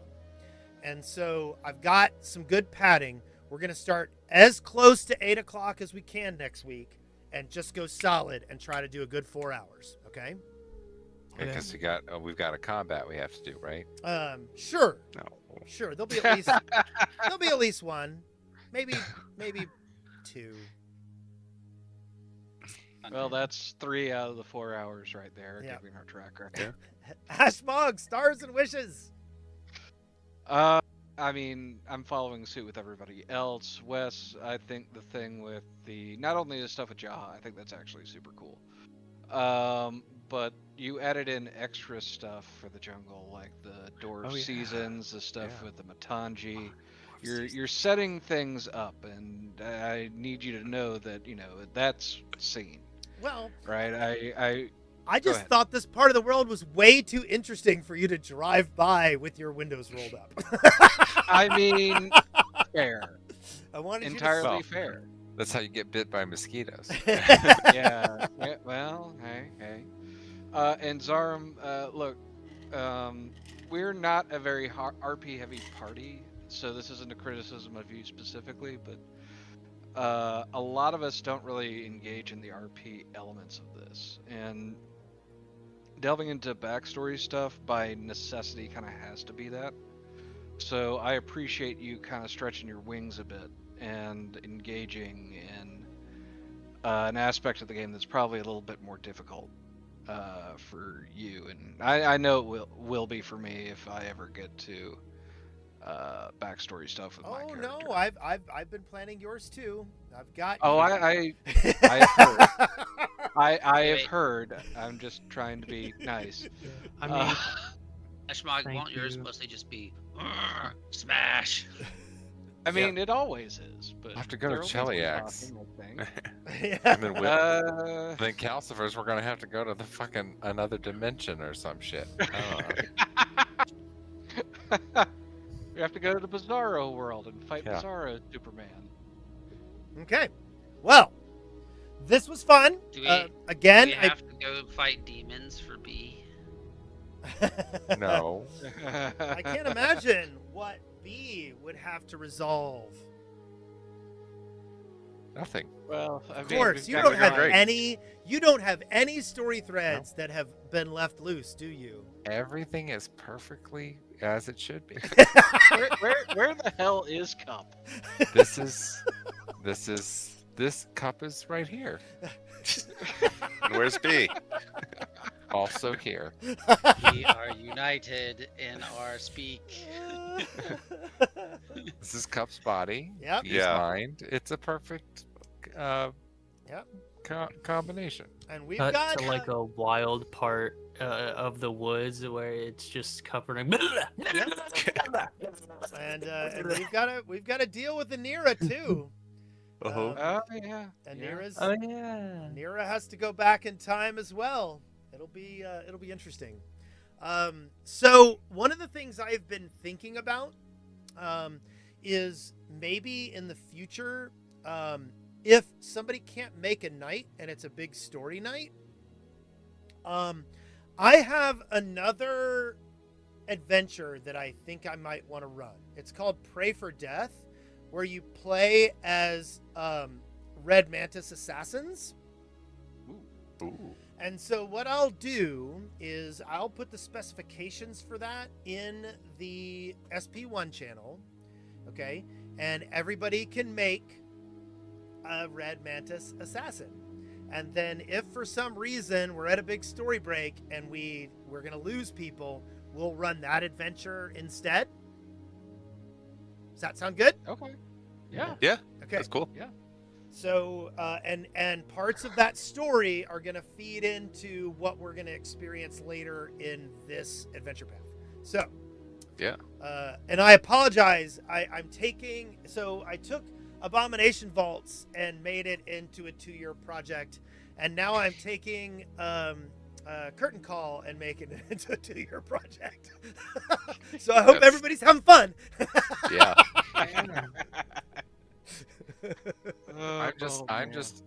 I'll just be excited if it's a 4-year thing that ends with me being level 20, Yes. because I played Princes of Apocalypse for 4 years, and I think I only ended at level 11 or 12. See, God. I have a feeling that Wes is only going to let us level to 19. Right. He's gonna just gonna- keep it right to he's the gonna final edge us. fight. And then Yeah. He's gonna and edge then us. he's gonna have another campaign, and then you Yeah. have to do the other campaign to get to 20. Yeah. Right. Finish Yeah. the whole 4 campaign. more years. I can't imagine what kind of extra planar journey I would put you on at level 20 to help rectify some of your story holes. I can't even imagine what that Darn a could hole. be. Me neither, because I don't Wes actually just being upset know. with rectifying the holes. Yep, that's true. Look, I want, I'm really Rectum good by at the filling holes. I want to please the holes. That's all there is to it. I'm a very, Rectum. Rectum. I'm Rectum a pie. very simple man. Okay, you guys have a I see good a night. hole and This I was just great, feel it. and we'll play again next week. Right, Thank bye. you so Good much, Have a good Wes. one, y'all. Thank you, guys. Bye. Thank you.